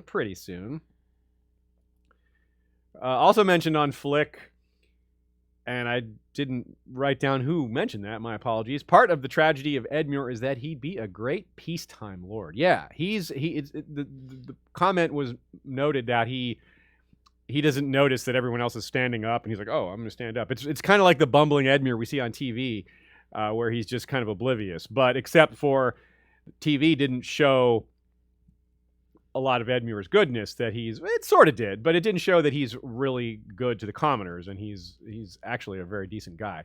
Some of that came over on TV, but they leaned a little more into the bumbling.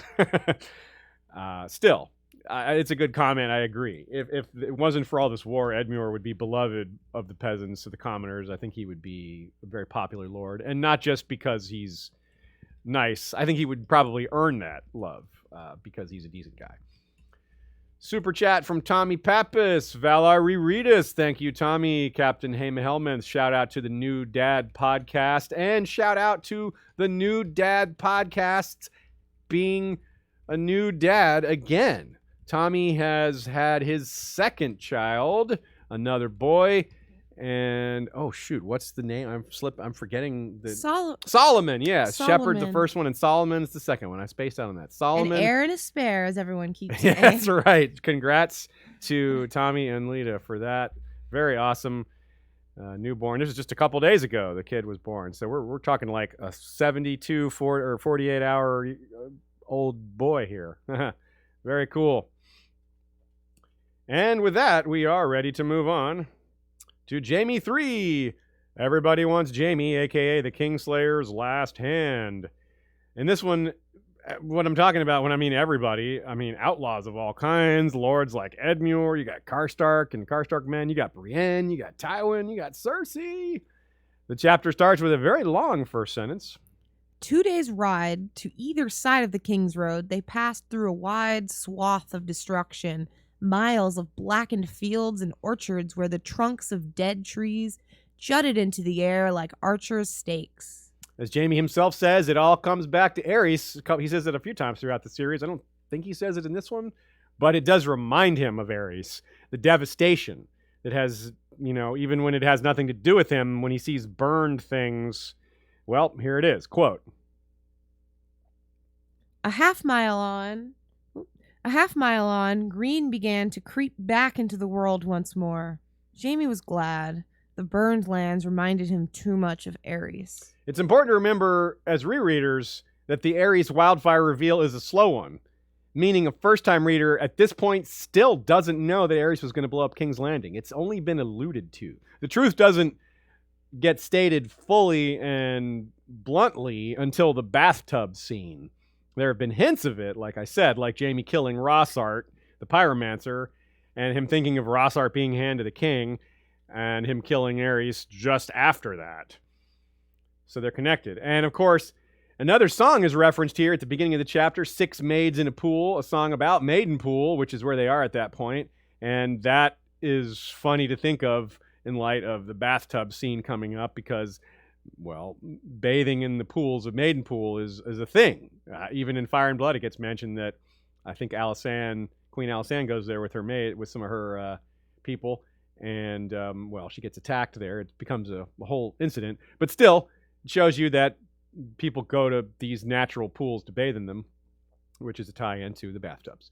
So Brienne's going to come back here in A Feast for Crows as well. She's going to be back in this area, and they're going to head towards Duskendale right now. This is where they're supposed to be heading, which is, again, something that makes us think of Aerys, because that's the incident that maybe pushed him over the edge in his insanity, his imprisonment there, and being tormented a bit in captivity. They're ambushed by some non-bloody mummer outlaws. Not sure who they are. It might be Brotherhood Without Banners. It's not clear. And that leads, regardless of who it is, it leads to Brienne and Jaime dueling because Cleos is killed. Now, many authors and poets and wordsmiths of all kinds have spoken to the compelling but uncertain space between sex and violence. Everyone has heard of, if not personally witnessed, a couple that fights as hard as they, well, you know. The language George uses to describe Jaime versus Brienne is very much in line with this, except that they aren't together, at least not yet. But the suggestiveness, well, it's another example of one of those things that's fairly easy to miss, but once you see it, it really sticks out. Yeah, I'm just warming the metaphors up. Quote, "The swords kissed and sprang apart and kissed again." our good friend of the show, Kristen Reed Tredo, commented on the Facebook post for this chapter and said, "I think I'm going to need a cigarette." And the quote continues, "Left, right, backslash, swinging so hard that sparks flew when the swords came together. Upswing, side slash, overhand, always attacking, moving into her, step and slide, strike and step, step and strike, hacking, slashing, faster, faster, faster." faster, faster, faster, moving into her. And then, after that, "His point scraped past her parry and bit into her upper thigh. A red flower blossomed, and Jaime had an instant to savor the sight of her blood before his knee slammed into a rock." Yep, a red flower blossomed from her upper thigh. A little less sexy. A little less. On top of that, we have lines like Brienne grunting every time they crash together. And of course, they finish the fight with Brienne on top of Jaime, pinning his arms above his head. That's not at all sexual. And Jaime thinking... Brienne lurched to her feet. She was all mud and blood below the waist, her clothing askew, her face red. She looks as if they caught us fucking instead of fighting. And there you go. It's in case we missed it. He just spells it out for us. Jaime's fighting spirit is impressive, even if it's the stuff of head-shaking foolishness. They were so close to King's Landing. Brienne had been doing a good job of protecting him too. She avoided the ambush. That thing with the skiff and the river, like no one else could have pulled that off. But he just couldn't stand to be delivered to King's Landing in chains, I suppose. There's that Lannister pride. But we see firsthand what has been said and thought before, that Jaime feels truly alive when fighting. An interesting metaphor to consider when thinking far ahead to fighting the armies of the dead, right? Nina reminds us that we have another opportunity, as we love to see when we get to look at an event from two perspectives. In this case, sorta. Brienne thinks of this fight later here. Quote, "Brienne remembered her fight with Jaime Lannister in the woods. It had been all that she could do to keep his blade at bay. He was weak from his imprisonment and chained at the wrists. No knight in the Seven Kingdoms could have stood against him at his full strength, with no chains to hamper him. Jaime had done many wicked things, but the man could fight." Yeah, for sure. How good is he going to be after all his one-handed practice? I wonder about that. Perhaps he'll be more effective as a commander. That'll be where his impact is felt rather as a warrior, but still, I'm curious. And I wonder what other fights we'll see her in. I mean, we definitely have a few others that we know of, but there's probably more coming later, maybe even bigger ones. And Brienne fighting against Jaime here in the Riverlands could become rather ironic if the theory of Brienne championing Jaime in a trial by combat comes to pass.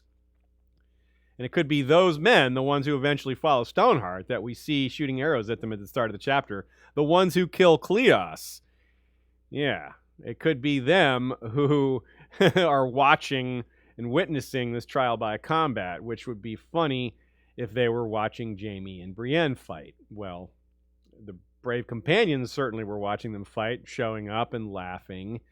Urswick, the non-warrior-like second in command of the brave companions, is apparently uninterested in being bribed by Jaime, and there's this exchange. "Are you such a fool as to think the goat can outfight the lion?" Urswick leaned over and slapped him lazily across the face. The sheer casual insolence of it was worse than the blow itself. He does not fear me, Jaime realized with a chill. That's the second time he gets a chill this chapter. The first one comes when he realizes Brienne is stronger than he is. And it's sort of like his Lannister identity is coming off a little bit. That's a big overtone for a lot of his chapters, his early arc especially. But it's also just him changing. He's used to people being afraid of him. He's used to being deferred to. He's used to his prestige and privilege opening doors for him and giving him deference.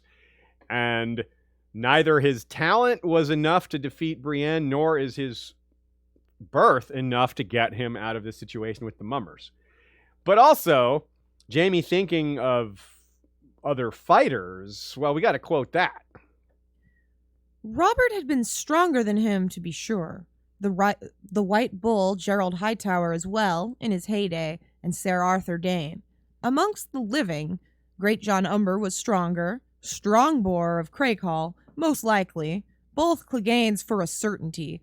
The mountain strength was like nothing human. It did not matter. With speed and skill, Jaime could beat them all. But this was a woman, a huge cow of a woman, to be sure. But even so, by rights, she should be the one wearing down. Yeah, it's a little bit like Victarion, how he just loves fighting and would love to just fight the best and just to see how well he does against them. But Jaime's not going to have that chance, obviously. So Jaime, seeing the result of going up, what happens when you go up against Brienne, because this is what Brienne thinks about later in her POV chapters, which is that men will try to beat her quickly because their pride will get in the way. This is what her Master at Arms teaches her. They won't be able to fathom a fight with a woman taking more than a few moments. All the more reason to play it really defensively. Let them get frustrated. Let them extend their strength. Let them get mad at the fact that they're not winning. Then they'll try even harder. And then they'll get even more tired. That's exactly what's happening here. And fighting an overly defensive opponent might lull them into a false sense of security, not realizing that it's a ruse. They think, oh, she's a coward. She's just being, overly defensive because she's not good at attacking.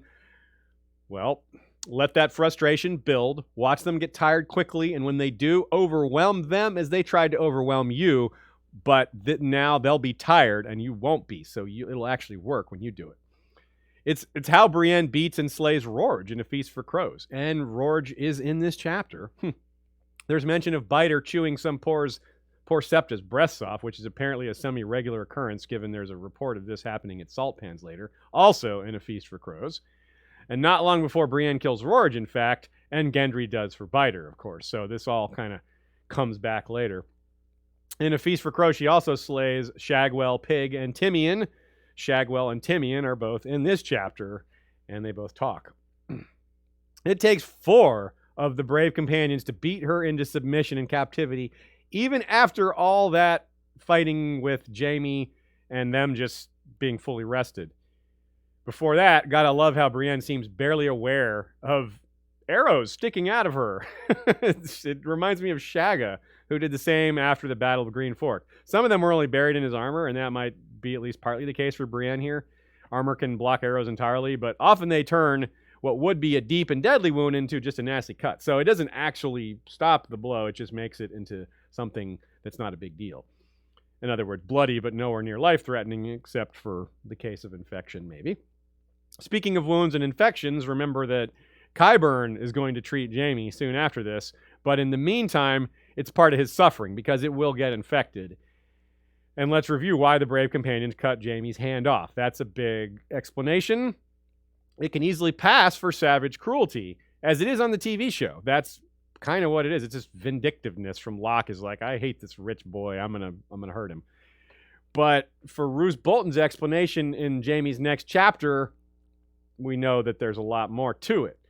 Hoat realizes, Vargo Hoat that is, realizes he's made a huge mistake in switching sides to the Starks. He took a very simple view of it. He's like, well, the Stark keep winning all the battles, so clearly I need to be on that side. He doesn't know the politics very well. Roose doesn't say it, but Hoat may have figured out Bolton's betrayal as well. Tywin knows Hoat works for Bolton now. So Hoat may have figured that out too, and that's why part of why he cuts Jaime's hand off, because it looks like Bolton gave the order. And well, how's that going to look to Tywin? Why, if you're Tywin, you're going to be thinking, why would this Lord Bolton, who's currently plotting with me to betray the Starks, why would he cut my son's hand off as part of these negotiations? This is weird. So that's why Roose calls it his, quote, small difficulty later. and wants Jaime to explain the truth to Tywin, to tell him, look, I didn't do this. Vargo Hoat did it. That makes sense, blah, blah, blah. So with Jaime 4, we'll get to into the little more details of it, but this is why Vargo Hoat orders the maiming. So this is a chapter where even after many rereads and seeing it on TV, it's still pretty shocking for the hand to get cut off. There's less to say about this chapter, even though action can serve as foreshadowing, as we tried to show with both Brienne and Jaime. But because it's not a long chapter, but it's really neat that action used as foreshadowing. That's something that's really hard to do. Usually action is just action. It's just resolving the buildup of conflict. But George is doing it here to foreshadow future events, which is wild. Not just more violence, showing how Brienne's capable, showing how she's going to fight, show how she carries herself, but with the allusions to the fighting the undead, and more importantly, allusions to them having a relationship later. That's just really, really amazing to me. But Jaime has a few other thoughts worth bringing up. He thinks of being separated from his sister by their mother after being caught together, and how Stannis may have done them a favor. Recall that he's going to suggest to Cersei that they just admit it to the realm. She's be like, let's just be like Targaryens. Let's just lean into that. We're above the rules, right? Our father thinks so. But Cersei's going to reject that and call him nuts. Even she, who does believe she's above the rules, isn't so crazy as to think she can get away with that. They don't have dragons. Of course, as usual, he's not reckoning for Tywin either. Not only will Tywin not allow this either, he's not going to allow them to declare their love. The marriage to Sansa is going to happen before he gets to King's Landing anyway. He's going to miss the purple wedding even. That because he goes back for Brienne after leaving Harrenhal. It's kind of funny how Jaime leaves Riverrun, goes in the direction of King's Landing, but then is captured by the brave companions and starts going back towards Harrenhal. Then leaves Harrenhal, then goes back to Harrenhal to save Brienne, and then goes to King's Landing. He's been so close to King's Landing for so long, but it takes him forever to get there because of all this back and forth. There's an interesting exchange when Jaime tries to give Brienne advice about how to handle the likely sexual assaults coming to her at night from the brave companions. He suggests not resisting, and she fires back that he would resist, and she's no different. Another subtle example, maybe not that subtle really, of how similar they are, of how she has the same warrior spirit he has and would react the same ways. Like, look, no, I can't do that. I cannot just give in. I'm not made that way. I have to fight back even when it's hopeless. And we see her carry that attitude forward entirely. This is all building up to Jaime going very far out of his way to rescue her later, of course. And that is, again, part of why she may stand up for him when it comes to the death sentence that's likely coming from Lady Stoneheart. She may say, look, trial by combat, I'll champion him. Who knows what happens after that, though. And here's a very important part with regards to Jaime's changing character. His imprisonment and time with Brienne, that's a major point we raised at the start of his arc. Note here how he's already decided to do the right thing, though, before losing his hand. And it's not for the right reasons, but still, it's telling that this decision comes before he loses his hand. Quote, Jaime had decided that he would return Sansa and the younger girl as well if she could be found. It was not like to win him back his lost honor, but the notion of keeping faith when they all expected betrayal amused him more than he could say. And this gets to the heart of it, the stone heart of it, you could say. It's not that Brienne is going to stand for Jaime as his champion because she knows he's a changed man. It's because she knows he really did do a reasonable job of following through on the oath he made to Catelyn of trying to find her daughters and release them. Jaime has made a real, legitimate effort in that regard, and Brienne knows it because she's the one that was sent out to do the work. She's the one given the sword. She's the one given a set of armor and a decree from the king. So nobody knows better than her that Jaime did not break his oath, does not deserve to be executed for that crime, and no chance, no choice. You can see that come up again for her, and she'll stand for him. One of my one of the theories that I think is most likely to come true of all the many theories about the Winds of Winter. That one, it's almost headcanon at this point. From Joe Buckley, we've spent so much time out in the wild at Harrenhal or visiting tiny villages or farms and seeing all the devastation the war has brought that it seems George wanted to get across this was happening in the little towns as well, or the larger towns rather, the places that are more than villages. And Maidenpool is our example. It's really happening there. Maidenpool is in sorry shape. And, well, I don't know if Randall Tarley is there yet, but he's going to be the one to take it over. And when Brienne passes through there, as we know in A Feast for Crows, he's going to be there. And, well, that has all sorts of other outcomes that we'll get to later. Here's a quote that I'll read.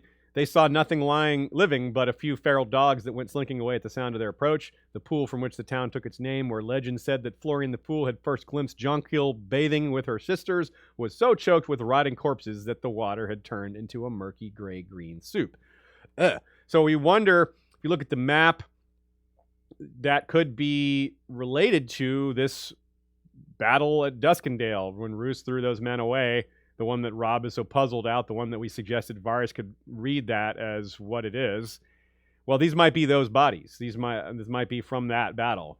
It might be a little far off, but there would be, as we're told, the survivors of Duskendale are being chased by the Mountains Men, so that would be in this general area as well. There would be lots of bodies, of course, and so that all ties together as far as the war and the aftermath. So it's interesting, too, Joe points out how quickly the action starts in this chapter, and Jaime's incredible skills that Brienne thinks of later. Also, it's just his experience. The sound of an arrow is what he knows is a symbol or a signal to duck. He ducks at the sound of an arrow, and he understands how to react, even though it requires courage. He's like, you got to charge those archers. And Brienne is not familiar with that. She asks him, why did you charge the archers? And it's one or two people pointed out in our social media that this was sort of like him squiring her a bit, like teaching her his experience from one night to another. She's younger and less experienced, and he's got real battle experience and is very talented. So that's kind of neat, just showing that side of their relationship, that side of their connection. A couple thoughts from Nina. Jaime's attitude in this chapter is very reminiscent of the Targaryens' doctrine of exceptionalism. Yeah, we talked about I described it similarly, but this is a much more succinct way to put it. And that comes up in Fire and Blood. Again, a big part of our reread is looking for things that Fire and Blood taught us and applying them to the series, and this is a great example of that. The doctrine of exceptionalism is something that was basically written about during the time of Jaehaerys and Alysanne that allowed them to get away with it. It was a way to allow the faith of the Seven religion to accept these aspects of the Targaryen royal family that were not acceptable to the faith. And it was basically like, okay, only they can get away with it. So it's actually a written treatise. It's not just some idea, some attitude that the Targaryens have. It's actually written down. And had Fire and Blood been written, maybe Jaime would have specifically thought of it by name or Cersei. But it's also probably in-world kind of an obscure scholarly piece by this point. So it's not exactly something I would say is a plot hole, because it's entirely believable they've never heard of that phrase. But if he had written it, he might have thrown it in there. Still, it's neat to see that they're following along the same line of thinking, that they're above everyone. And so they get to have these exceptions. They're powerful and strong, and they get to set their own rules. And it's not as crazy as it sounds, because we've already outlined how it's as gross as it sounds, but it's not as crazy as it sounds because we've just got through talking about how lords and ladies are on a whole nother plane of existence when it comes to what they can get away with and what they can do. So why not the king and the queen and the royal family having another level of existence that's above everyone else, where they get to set their own rules and the rules apply to them differently and all that. It's already part of the system. This is just an extension of that. One could argue anyway. I'm not saying Jaime's right, but it's not as crazy as it sounds, is what I'm saying. Nina also points out the wildness of Joanna banishing Jaime and Cersei to opposite sides of Casterly Rock. Well, as we know, Casterly Rock is massive, something like 7 miles wide, something insanely huge. So when Jaime, when they were separated, they may have really been separated. On the other hand, he may be exaggerating. I don't mean exaggerating the 7 miles part. I mean exaggerating that they were kept on opposite sides of Casterly Rock. He may have just been, it felt that way to 7-year-old Jaime. Still, it's really far. Some thoughts from y'all. Archmaester Rennie says Jaime teaching. It was, wants to bring up, this is the first of Brienne's many disfiguring injuries that she acquires along the way. Something that really separates her from the TV version. We already talked about how Gwendolyn Christie just can't pass for ugly, as Book Brienne is. But Book Brienne gets even uglier over time. She loses teeth. She gets a hole in her face from Biter, and is just lots of horrific injuries to her face. She's like, it's almost like Tyrion. Scott Wortman and Nina discuss how Jaime says callously how he's amply provisioned in cousins after Cleos's death. But really, those cousins are dying pretty fast. Tyrex disappeared. Lancel's not doing so great. Willem was just killed by Karstark. Tion was just killed by Karstark. And we talked about how Tywin has sown the seeds of vindictiveness and revenge and all that for blood debts, and more Lannisters could be going down soon as well. Whitney Cayley Stanfield with a great take here. She points out that this fight between Brienne and Jaime, especially with the overtones of fighting the undead that I brought up, is a prelude to his dream, his werewood / fever / infection dream that he has of where he's fighting the dead beneath Casterly Rock with Brienne at his side. So that's very cool. I like that take. It's definitely leading in that direction. Another clue to his loss of Lannister identity is the phrase, "the bridges were burned as well," as they're passing the landscape. That was caught by a couple of our Flick commenters. That's a good one. When the phrase "burning bridges" is certainly a metaphor for ending relationships. And the bridges were burned as well is right here in this chapter. Very good.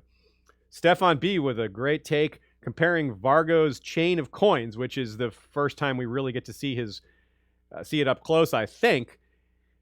His chain, which is from many lands. He's killed people in all these lands, is like a brutal inversion of the Maester's chain, right? You've had the Maesters learn from a variety of disciplines. Each link in the chain is a different kind of metal.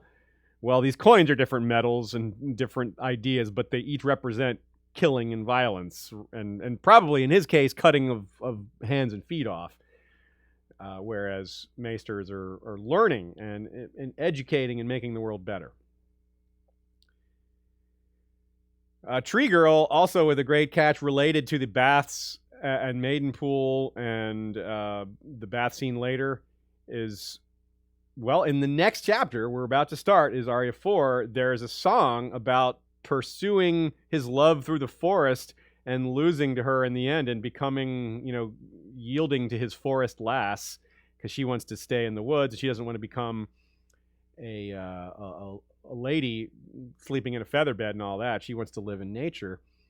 Well, not only is that potentially a reference to Jenny of Oldstones, but in this light, that's how this fight between Jaime and Brienne goes. He pursues his love through the forest and loses to her in the end. They're fighting out in the open, and then they eventually end up in the forest in that stream. So yeah, it's a nice catch there. I'm not sure if that's intentional, but it's worth considering, and it fits even if it wasn't intentional. Very subtle there. Great catch.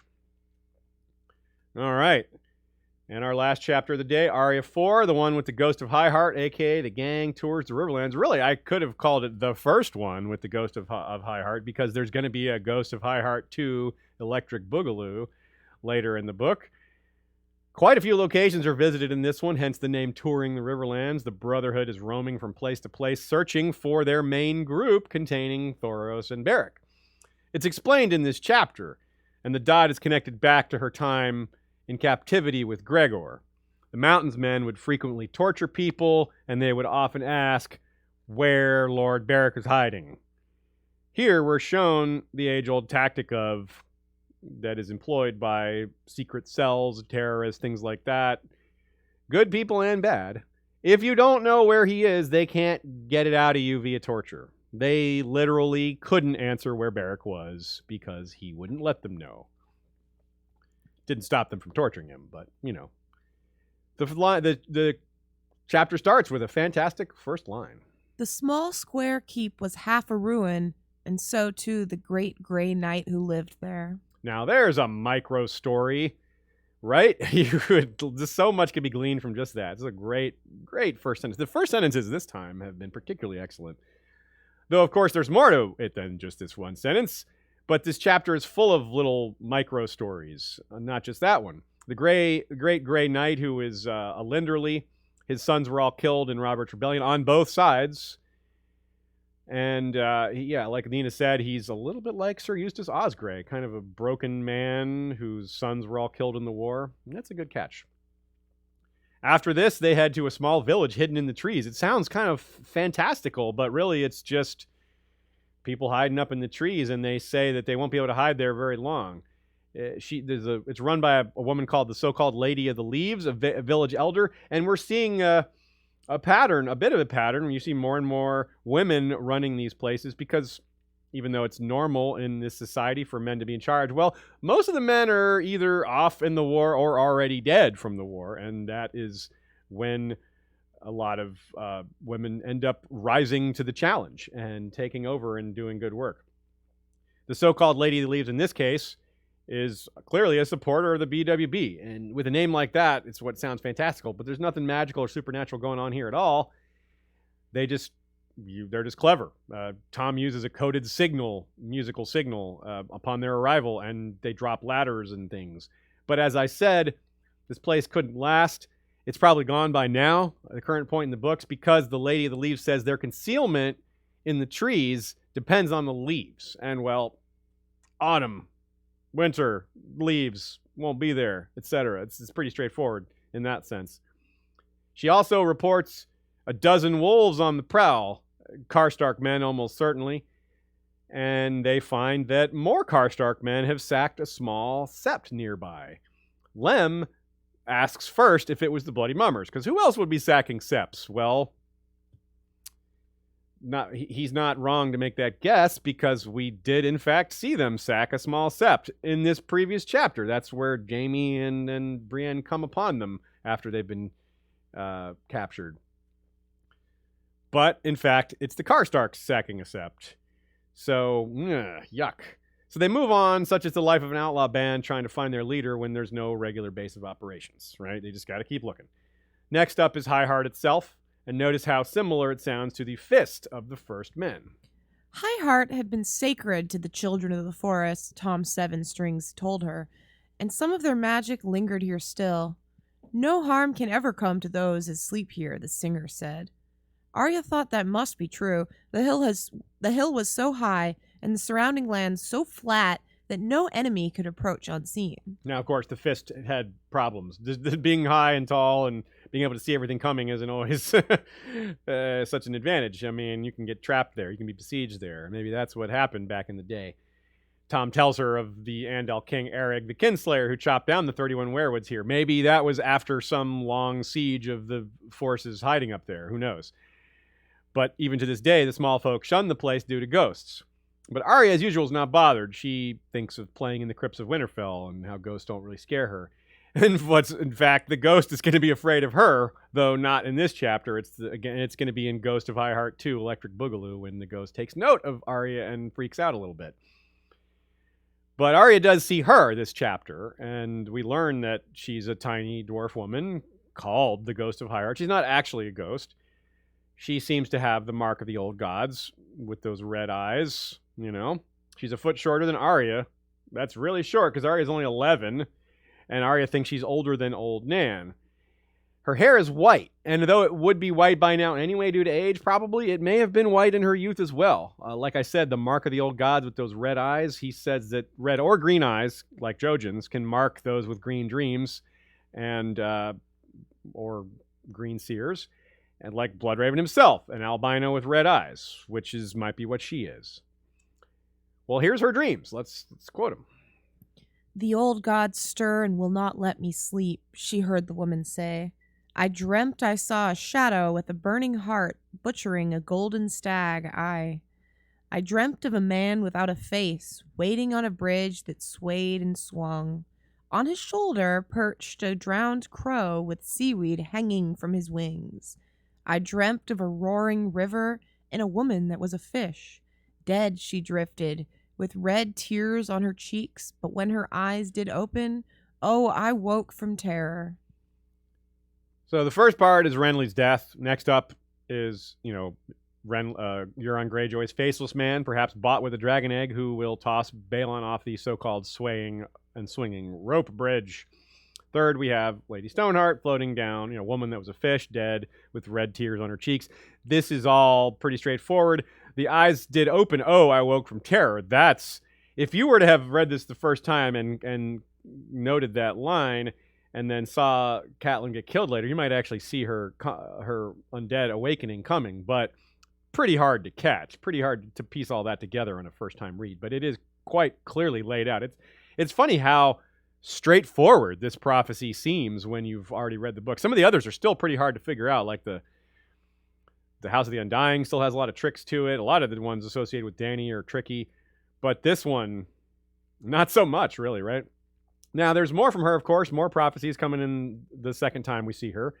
And that's going to also include Beric and Thoros being present. And it's going to also start off with her confirming one of these prophecies she said here, which is the absolute first thing she says is, "The king is dead." And they're like, "Which king?" And she says, the Iron King, or the wet one, whatever. She's referring to Balon, clearly. So here she refers to Euron getting ready to kill Balon, and then she delivers the news that that's actually happened. That's going to be Arya 8, which is chapter 44. This is currently, I think, chapter 23.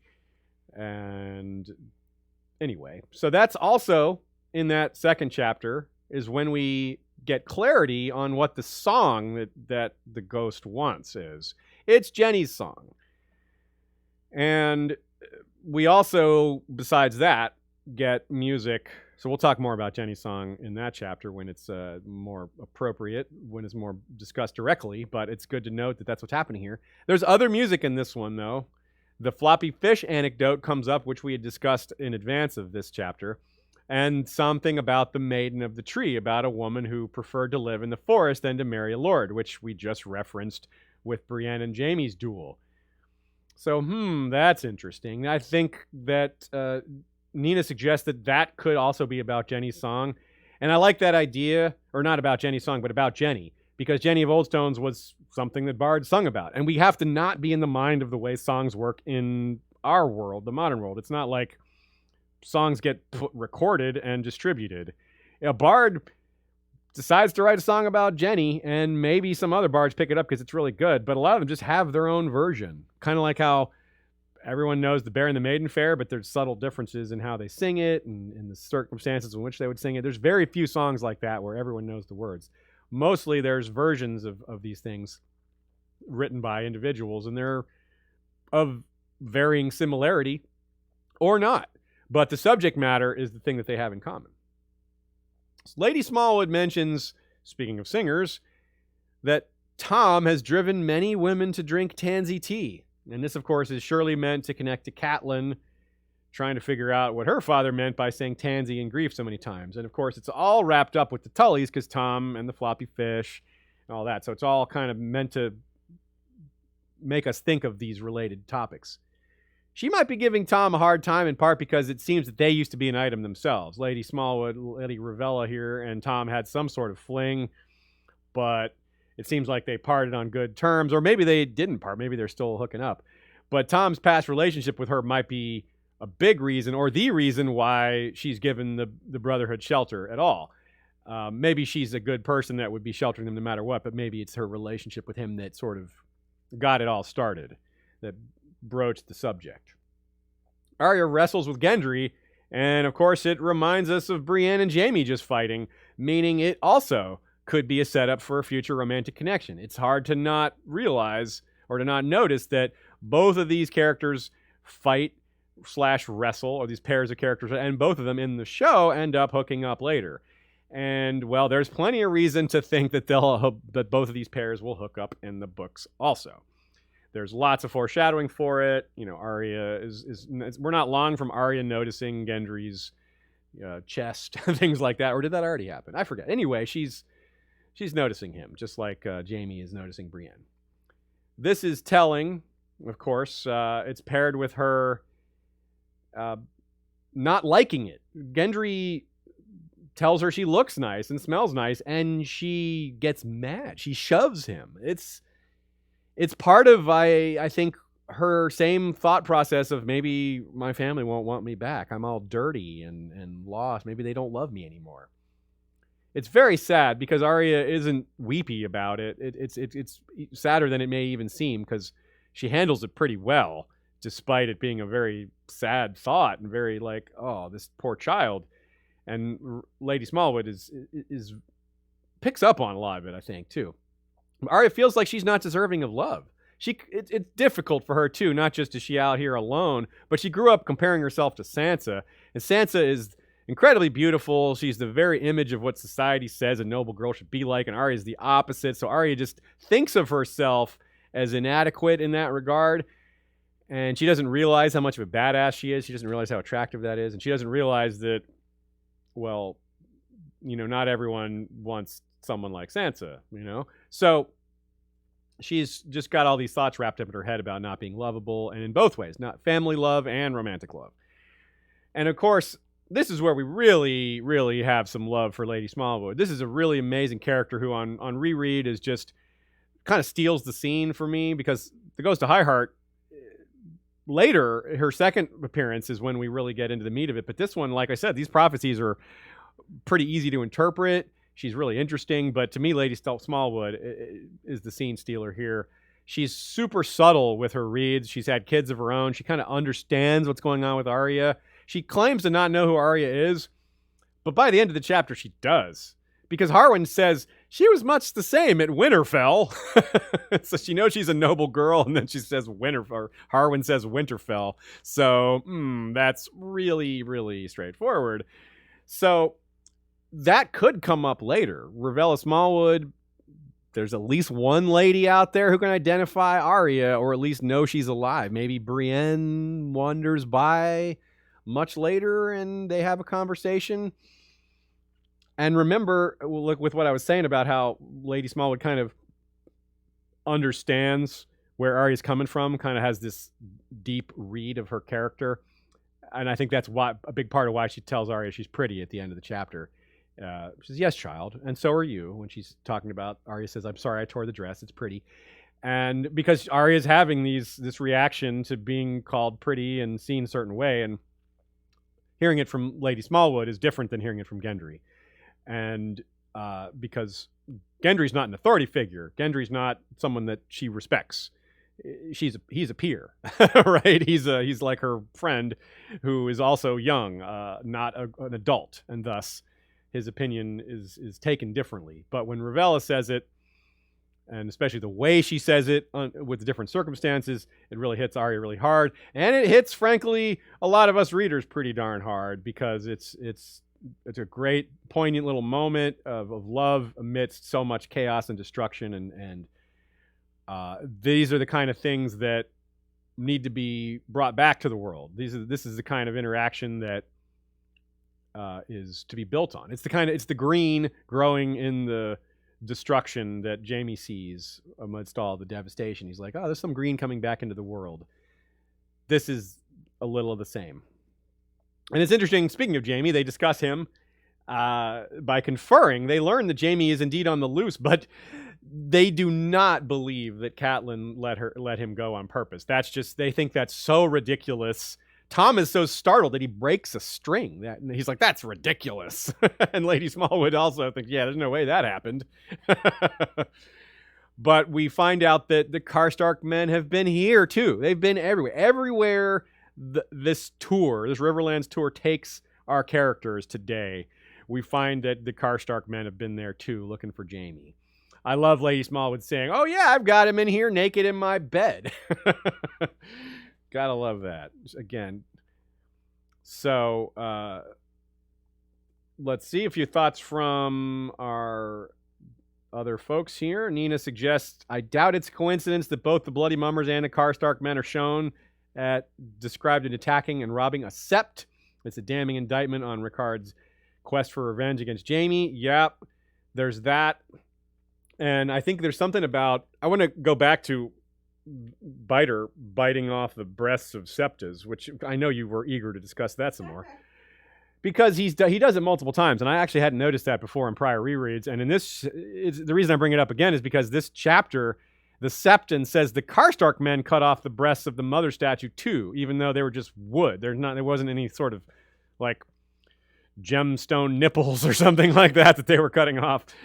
So there seems to be some deep symbolism here. It's like the same thing that we were just talking about with Lady Smallwood and Arya, and these small moments of human interaction that are beautiful and loving that there needs to be more of, that we need to nurture this.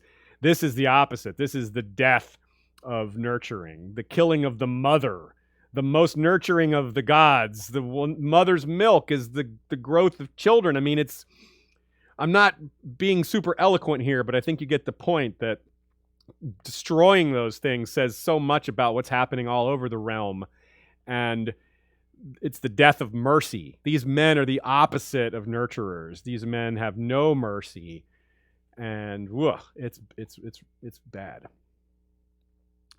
Jack B. Lucky says his brother Watt got sent to the wall in this chapter, and I did look to see if there's any follow-up on Watt, and I got nothing. Sorry, y'all. Maybe if there's no Watt that we can be sure is Jack's. In fact, I don't think there's a Watt on the wall at all that we can connect to that, so oh well. Tom sings a song about Big Belly Ben, another of the Kingswood Brotherhood. So again, the Kingswood Brotherhood, as we went through last week, we talked about them a lot, but they're still popping up here and there, and they're still going to here and there even more. As a squire, Jaime stopped Big Belly Ben from killing Lord Sumner Crakehall, who he was squiring for. Greenbeard calls Arya Squirrel in this chapter, and quite a few others. He calls her Squirrel many times. But it was this time that I noticed that there's a little parallel to the girl named Squirrel. Now, if you don't remember who Squirrel is, she's one of the girls with Mance that infiltrates Winterfell in A Dance with Dragons. She poses as a washerwoman. When they sneak Jane, they think it's Arya. That's fake Arya, Jane Poole. When they sneak her out of her bedroom, Squirrel takes fake Arya's place in her bed, becoming fake Arya. And fake Arya, Jane Poole, dresses up like Squirrel. So Arya repeatedly tells Greenbeard during her time with the BWB that she's not a squirrel. But here we have someone calling herself Squirrel, pretending to be Arya, who's pretending to be Arya. So I don't even know if George did it on purpose, but it's hilarious. Maybe she'll skin change into a squirrel someday, Arya will. But that we shouldn't forget what she says in this chapter, that she's a wolf. Quote. The gods give each of us our little gifts and talents, and it is meant for us to use them, my aunt always says. Any act can be a prayer if done as well as we are able. Isn't that a lovely thought? Remember that the next time you do your needlework.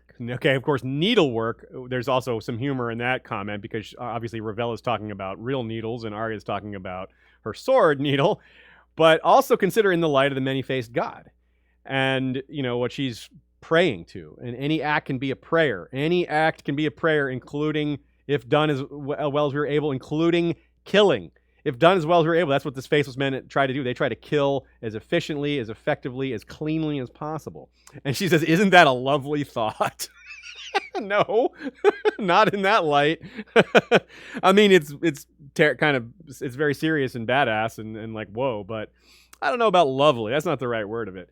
But it's also comes along with Arya. This is a very subtle thing that Arya is thinking about the gods in general, and it's going to lead to obviously her time at the House of Black and White. But in the next chapter, or 2 chapters from now, maybe 3 even, I'm not sure, Arya is going to be questioning the gods in general after seeing Sandor win his trial. She knows he's guilty. The thing he gets put on trial for is the murder of Micah. She knows 100% he did it. Yet he gets off, and she's confused by that. It's shades of Euron Greyjoy. Not that she's anything like Euron, but it's the same kind of thing that Euron was like, hey, I killed several of my brothers, and the god did nothing to me. So that's all the proof I need, that there aren't any gods. And Arya's not exactly on that same path, but it's the same sort of logic saying, well, how can this be? The gods didn't do the thing that everyone says the gods would do. This is a trial by combat. The gods are supposed to take place. Like, she doesn't stop to think, well, maybe the gods just don't care, which is sort of the same thing. But it's part of her education of the gods and faith and all things like that. It's very interesting to look at her particular unique education along these lines. Is very different from anyone else's. Flick discussion on who the wench Lem liked was, because there was Lem says, tell me about this wench I used to have a thing for, and the ghost of Highheart says she's dead. That's actually my theory, that everybody wants to know maybe it's Masha Heddle, maybe because Masha Heddle was hanged by Tywin. It's possible, but I think that this is a joke. I think the ghost is just messing with Lem because she likes him. She demands kisses from him. Remember, in both times, she wants him to kiss her. And so the notion that he had someone else he liked to kiss is just her being like kind of humorously jealous. But maybe she's telling the truth. It's not hard to believe that in the Riverlands right now, some random tavern woman was killed. It would be all too real and believable. Lady Ardros on Facebook comments that Ravella says it's better to be insignificant. She says that to Arya, but I don't think that's entirely true, Lady Ravella. Maybe you should be saying it's better to be insignificant as a noble, but you don't want to be an insignificant peasant like this wench we just discussed, who very likely ended up dead just because she's powerless and insignificant. So a little class distinction there. That Arya as a Stark is in danger, but if she was a Smallwood, well, she might be in Old Town, because that's where Lady Smallwood sent her daughter, to Old Town, to live there, to where it's safer. Oops, speaking of Euron Greyjoy, is it actually safer in Old Town? So we may not be done with Lady Smallwood's family. I don't know that we'll see her again. I kind of hope we do. Like I said, maybe a Brienne chapter would be the most likely. But we'll have to wait and see what happens to poor Lady Smallwood's daughter down there in Old Town. And with that, my fellow Westorians, we are done for the day. Thank you to everyone who came and who gave live comments. The chat was apparently robust today, as it often is. Lots of good points being raised. Lots of fun being had. Last week, we covered 168 minutes, 44 seconds of audiobook. This week, it was only 141 minutes, 30 seconds. As I said, that's in part because of the two huge chapters that are close together. We've covered 790 minutes and 49 seconds of A Storm of Swords out of roughly 2,800 something. So we're a little past a quarter of the way through. And this episode looks like we were about 2 hours and 7-ish minutes from the video version. Is that roughly right, I guess? We started a few minutes after. So, as usual, check the podcast version, compare it to that number, and you can tell how much we edited out. Next time up, like I said, around, or almost, 2/3 of the book, roughly, takes place from King's Landing to River Run, give or take a little bit north and south, like the Twins and Highheart. So next week is highly unusual in that we have 5 chapters, and none of them are in that area. We have Daenerys 2, the one where they go to Astapor, a.k.a. the gang meets the Unsullied. Then we have Bran 2, Storytime, the Tourney of Harrenhal, a.k.a. the gang meets a friendly little. Davos 3, the once and future hands share a cell, a.k.a. the one with Mel's lecture on duality. Jon 3, Naked and a Cave, a.k.a. the one where Jon knows something. And Daenerys 3, bookending the episode nicely. The gang burns some slavers, aka the one where a dragon is no slave. I know a lot of you are looking forward to that one. I am in particular too. So it's really nice that we get them in the same episode, meeting and taking of the Unsullied, all that. But also we get some northern storylines with Bran and Jon, and a little bit of Davos action in his jail cell. Thanks to Ashea for managing so many things at once. Thank you to Joe Buckley for his additions to the document. Please check out the Isle of Faces podcast. Thanks to Nina for her takes as well. Check her out on Tumblr at Good Queen Alley. That's 1L. Thank you to our History of Westeros mods who do a fantastic job every week of putting the chapters up one by one, leading the discussion with quotes and artwork, and that adds a lot to each episode. Thanks also to the people who participate on Flick and Slack and Discord. We have robust discussions going on all over the place, so you can take your pick as to which one is best for you, if not multiples. Thanks to Michael Clarfeld. I almost said Clarfield. And Kevin MacLeod for both the artwork and music that is so prominent in our videos. Thanks to our Bengineer for audio editing. And last but not least, thank you to our patrons. This is the doldrums of sorts. It's been a long time since we've had a TV season, and there's not going to be another TV season for a while, and who knows when the book will be out. So this is when support means the most, because there's less people paying attention to Game of Thrones this time of year. Excuse me, Aziz. What? Fewer people. Oh, I'm so sorry. See, I don't deserve it. Now I don't deserve Anything. what I'm asking for if I can't say things properly. But anyway, yeah. So this is a time when we appreciate support particularly much because, well, there's just a little less of it to go around this during this stage. So whatever you can do to help, we'd appreciate it. Liking and sharing helps a lot too. And regardless, we'll see you all next time for more Valar Rereadis.